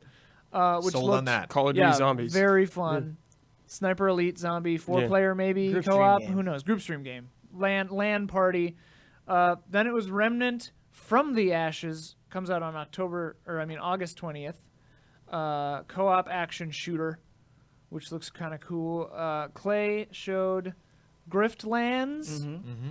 July 11th, I think, was an alpha. Which that was a is- tricky trailer because that was like gameplay-esque. Like I don't think that was like actual someone playing the Yeah. game. It was like animation. Yeah, made but to I look like like the game. just the setup for it. Walk into a bar. Yeah. Who do you talk to? Depending on who you talk to, you get a completely different outcome. I thought that was cool. Which is neat. Oh yeah, here that's this. I just like them looking at you. It'd be fun. Like, And like I wonder what the blue and like this scenario is much different than the battle. So there are different things, that can happen. Get laughed. someone in their chat that they showed on screen said card-based roguelike dating sim all in. And I'm like, interesting. is this a dating sim too? Maybe they were talking about a different game. yeah, I wonder how permanent these relationships are. Because there's Boyfriend Dungeon, which I haven't heard from in a long time. But okay, then of course Planet Zoo, November 5th. Yep. It's Love just it. what can the you say? poop It's just gonna be sucker. solid. The poop sucker. Poop That's sucker. right. Highlight. moment. Got a good poop. Got a good poop sucker. You got a good poop sucker moment, and then of course there was Shenmue 3. Yu Suzuki on stage. They didn't really talk to him much. Yeah. No. do we- No. I mean, it would seem silly if we didn't check in with Huber at least just on some sort of hype check. Yeah, I don't know Huber, if, I don't know if he's reasonably you buy close the to a mic? mic. What'd you think? Is Huber in there, Damiani? I heard. I don't know how clear it came through, but he was talking about the dub. Yeah, he Yeah. said it felt like retro. He was Yes. into it. Yes. Hubert, just talking to the There mic you are. about Shenmue. Hello. Hello. What'd you think? I'm so into it. I need to see just like a 3-minute slice of this game. Yeah. You know? Everything we've seen has been cutscene. I really just want to see like 45 seconds of him just walking through the town or something. But Sure. still excited about what I saw. Liked all the dialogue between everyone. The English VO is appropriate for what Shenmue was and is. So still very excited. The old game had dub, right? Yes. Yeah. Okay. Yeah. Cool. Thank you, Hubert. Yeah. it did. Then it was Songs of Conquest, which said late 2020, so Mhm. still a ways out, but looks really another one you can cool. sign up for an alpha for. Probably, yeah. Yeah. That's the Heroes of Might and Magic Yeah. kind of vibe, which, I mean, I played a lot of those games when I was younger, and boy, this one looks fun. Cool art style, too. Then it was Vermintide 2 announcing, as far as I know, I hadn't heard of it Right, before. yeah, I hadn't heard of it either. Multiplayer versus PvP versus mode, where you can play as... The Rat It Boys. looked like just the Skaven, if I'm remembering, if that's what the Rat Boys are called. But yeah, Vermintide is amazing, and a PvP mode of that nature, I think, would be a very welcome addition. My favorite shot in that trailer was when he was putting up the shield against the Gatling fire, Mhm. Yes. and just how intense that looked. I liked the reveal of playing as the Rat Boys, and I think it was a hook rat that you started as, which I thought was a cool way to do that. Mhm. Yeah. It's interesting if you get the thing I wonder about with this is how squishy are you? Like, if you're playing as a hook rat or the Yeah. assassin guy and you get killed as quickly as in the regular game, Yeah. does your consciousness jump to another rat? I think Right. so, yeah. Because it still seems like an army versus just a handful Right. of Right. soldiers. Because like those hook rats, you kill in like 4 or 5 hits. Well, it's all about being the swarm as well. right. So yeah. Yeah. And So it looks it'll be like interesting. you were saying it's mostly melee. I haven't touched this. I think this might actually be like the most gameplay I've seen of this game. But Brandon. This game is just because you guys were all over it. Oh. So I'm like, Archer- okay, I don't need the Archer is No, really in on it. good. Well, that you said it was mostly melee, and that's what I I was play as thinking, the like, Archer, so I do a lot of, Okay. of distance. But I wonder if their Range. abilities are more ranged friendly. Yeah, I mean, I play as That the UB chat just Wow, that ghosted. UB chat is Starting soon. Okay, Per Aspera is the Mars terraforming AI Yes. game, which looked really cool. Looked a little overwhelming. Yeah, yeah. But you know what you're getting into. Right. Yeah. Exactly. You know, exactly. yeah, true to form. Ancestors, the Humankind Odyssey, got a date, August 27th. Really curious about that game. Sooner than I thought. Yeah. The evolution aspect. It's like I have conflicting, like, good guy, bad, good cop, bad cop in my brain, where like good cop's like so unique, somebody doing something like completely new and is exciting, from him especially after what he's done, and Yeah. then bad cop's like probably dull, right? I mean, it just Well, looks I mean, who probably like knows? I just wonder what the pace is like, and we haven't seen any indication of that. It just kind of focuses Sure. on these little cute moments. Well, and It looked a historically, little like, janky, but my Yeah. my optimism is that the ideas will carry it Yeah. in spite of that. there's a rabbit on their desk. Sorry, I know you're not seeing that. Just on the pre-show. Yes. They saw a bit. Oh, okay. They saws it. The it's kind of like games of this nature. I get like I was burned by Spore. Yeah. You know. Yeah. So Sure. we'll see. Then But there was still a concept that I want to see nailed. yeah. Right. And I wonder, compared, like sports seemed to me to just like the win was seeing your creations where you don't know what's going to happen. Whereas like this is us, so that you can Google this and you can see Right. what these forums look like. I wonder if there's going to be more of a actually like not like an ending in the traditional sense, but like a victory. Where Well, like that's you really look at what you've done and like. That's something just something he said actually made inspiring. me wonder, because he says you start as the prey and you go up to predator. Yeah. And that made me wonder, because I had assumed that it would be, like a, one full playtime you go from ape to man. But what if it is more of a single sitting kind of like, different kind of roguelike almost, where it's like you see how far you can get in the evolutionary tree. Right. And if you fail, you just lose and have to start over. I wonder. We'll find out soon. Then there was an epic ad with some light shots fired by, and one more thing, Dota Auto Chess is coming to Epic Games Store as its own game. That was weird. I mean, like, I have not yet played Dota Auto Chess, but for those of you who don't know, it's a mod of Dota where characters, I believe, from Dota are playing chess, and you're like managing them, and I guess because it's called auto chess, they're playing themselves. I don't know. Yeah. But I thought that sounds like a cool thing, and I mean, MOBAs started as a Warcraft 3 mod, yeah. so Auto chess, will it Well, be the look, new that's a MOBA? custom game, yeah. Who knows? Who knows? But it comes to mobile and PC, which I thought was cool. That's Yeah. a smart move. It's just always weird when it's like, hey, this is what this is, but they can't acknowledge that. Right, Where it's right. like, hey, we're presenting auto chess. Yeah, Right. it's just Nobody accidentally say Dota. right. Then it was Chris Tales, and they shadow dropped a Yes. demo. Mm-hmm. That Yes, game looks right cool. now on Steam. Yeah, On Steam. really want to check that out. Damiani has the footage. A love letter to ready. classic RPGs. Damiani. Yeah. Yeah. Damiani has had this loaded. But this game looks fantastic, and it has the past, present, future kind of mechanic. Simultaneously. Simultaneous. Yeah, So I that's wonder, what- it's like a 4D. And it looked like, in you can- combat, you could alter the state of the enemy by shifting to one of those different Turn 'em eras. all. Yeah. Like in Looper when they're cutting that guy's fingers off. Just, I mean, come on, looks wonderful. Yeah. Also, like, how like heavy will this be? You know, because like sort of depressing to look into your own future. Yeah. Right. Mhm. Like, what if Well. there's a character that you look into their future and there's not there, and then you're like, oh. Like, yeah, the decrepitude of the. Well, and like, I wonder if you can scale. Like, is it like 2 minutes in the future, 40 years in the future? Can you change that?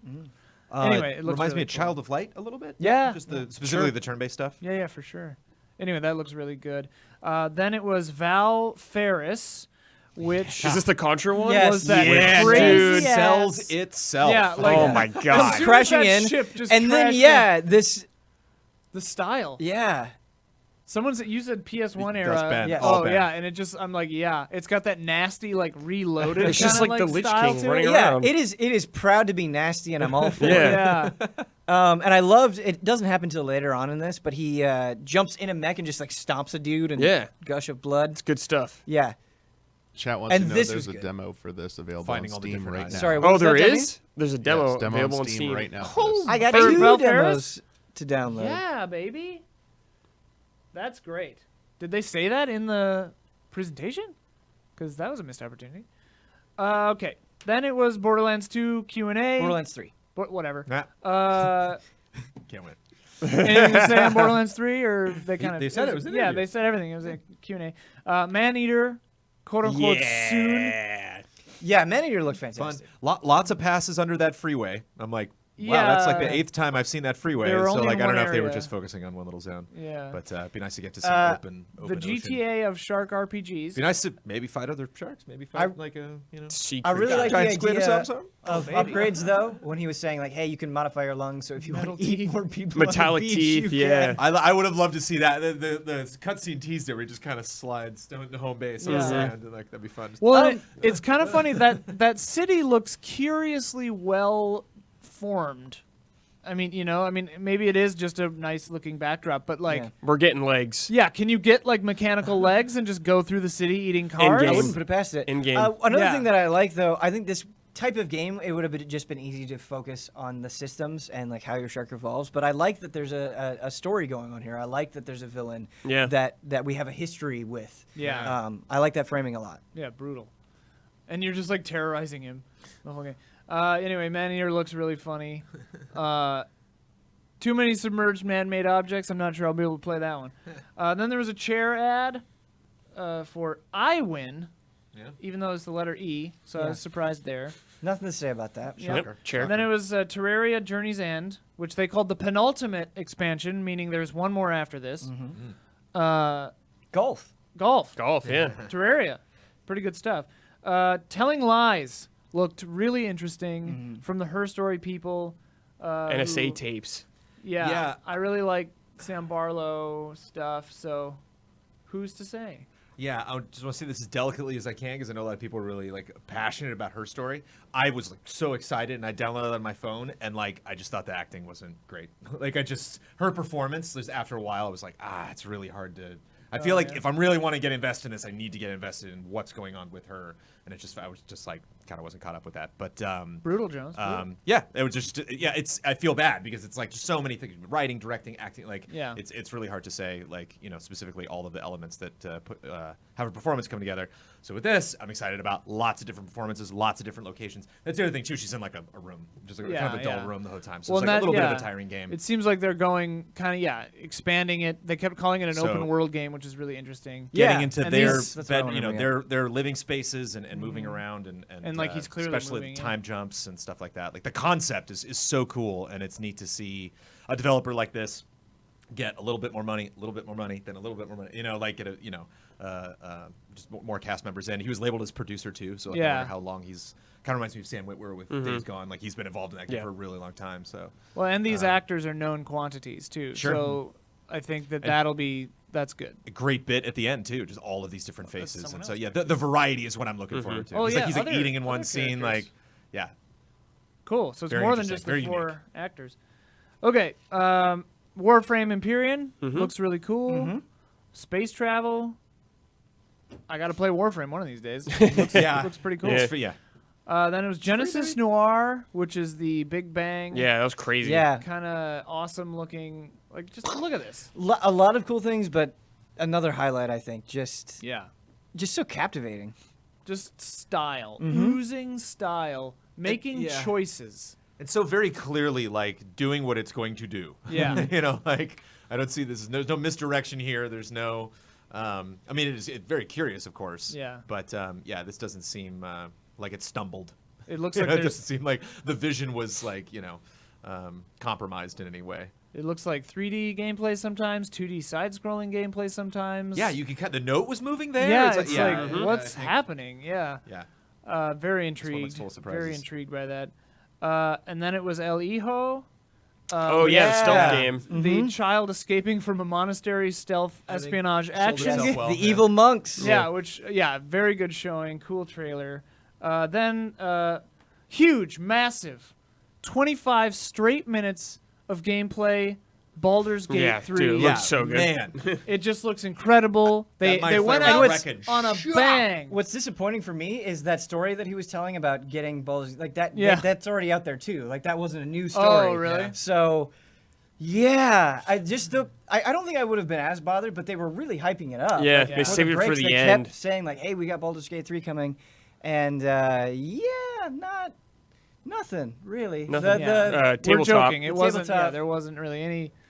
Tabletop. The tabletop prequel is It's cool. cool. Very cool. Yeah. 13 level campaign, which is a lot. But it's just hard. A game that I'm Just personally art from that would be nice. Yeah, exactly. The Just cover. anything. Yeah. It's a game that I'm very much looking forward to. It's a game a lot of people are really looking forward to. And But on the flip side of that coin, though, like, despite the fact that it was the trailer we've already seen and that we've already seen those guys talking, just the fact that it's happening. Yeah, it's and great. that Absolutely. it's Larian Studios doing it. Yeah. it's a win for Very cool. Yeah. Yeah. Not mad about it in the slightest. No. Happy Hey, it only- exists. the disappointment comes from the happiness. In a weird Right, way. right.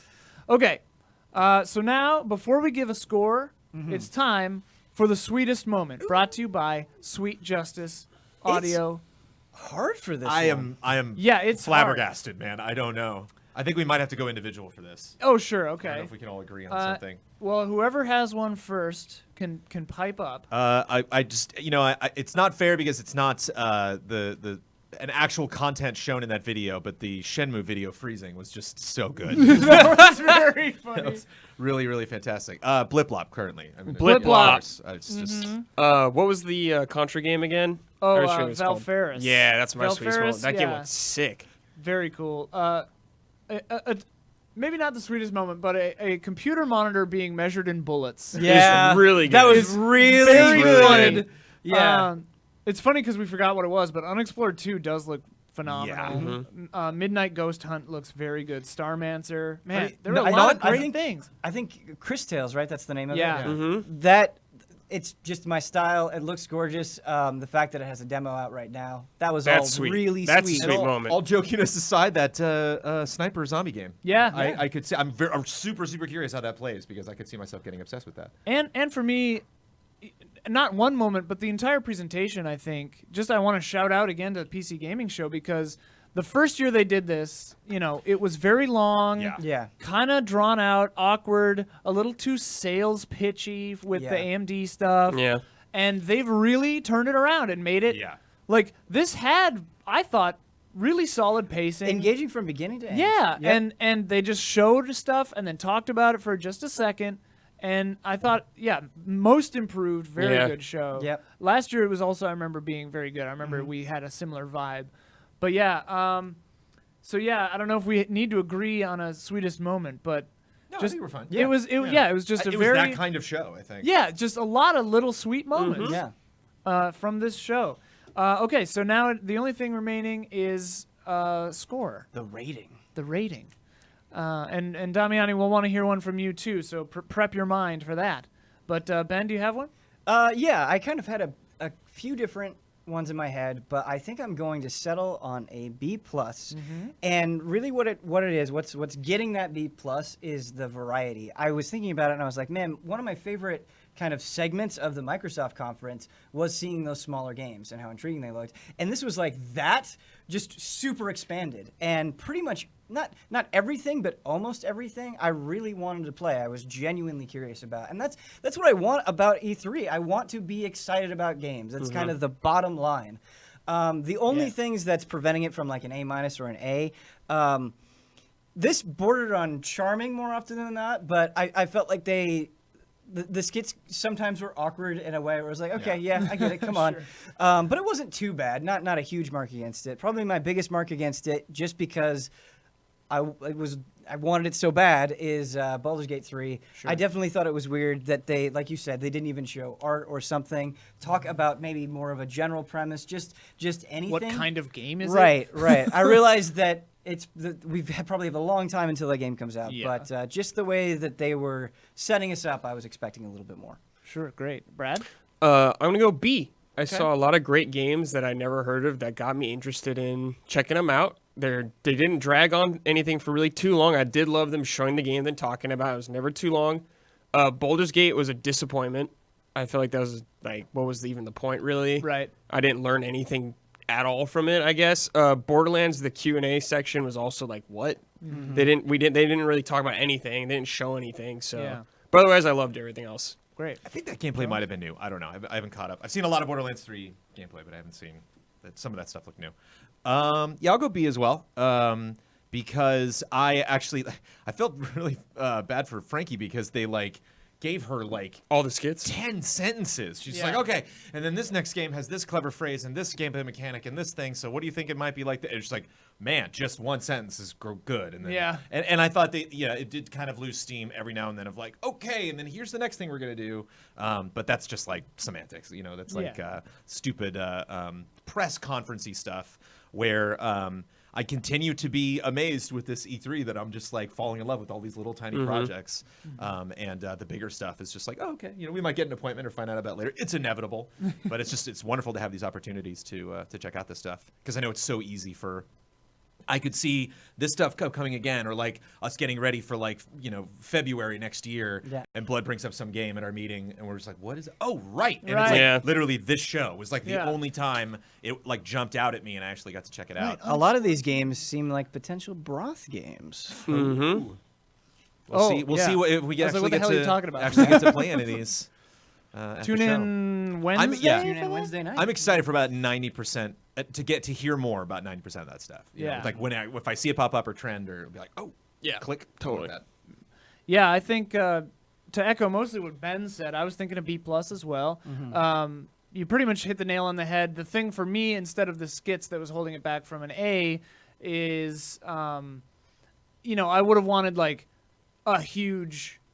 Not even just like a huge announcement or something, but just like a shadow drop or something that made it just go like, whoa, like something that immediate, something juicy right now, new, exciting. You could take Christelle's demo. Yeah, just a little, yeah. We I just are always hungry want for shadow drops. Hungry for shadow drops. But no, I think release Bloodlines 2 right now. I got shadow drop Yeah, my that hands was right now. that was great. Damiani, do you have a grade for it? I mean, I think everything you said makes sense from all of you. I'd probably put it in the B range, like B to B minus. I think the only thing, besides everything that you said, that I'd like to see is if they could just somehow get more of the bigger players involved. I know they do their own thing, but I think this could be such a big event in the future if they could somehow get everyone to play nice and bring like have Blizzard show up, actually have like Valve show up. I know it was sponsored by Epic Games, but having like all the major traditional PC powerhouses represented there as well could be a big deal. Yeah. But for what it was, though, it's pretty good. It's consistently been a really good conference each year. So for those of you keeping track at home, our scores thus far, PC Gaming Show is winning by a landslide as far as the grades. Yeah. Which, you know, I agree with it. Yeah. So far, that's very accurate. Ubisoft coming up. All right. So yeah, we will we'll throw up the schedule here for just a little bit. Maybe pipe in a little music. And Why don't you join hit him with that Patreon? Oh yeah, check us out on patreon.com/easyallies. That's what keeps us all going. Literally feeds us, clothes us, puts lunch on the bed. These house suits brought to you. Yeah. Patreon. Patreon.com. So we need more money because we need better suits. All right. We'll be right back in just a few minutes. Don't go away. Ubisoft pre-show, followed by the press conference, and a full day. We're going till like 10 or 11 p.m. tonight. Stay tuned.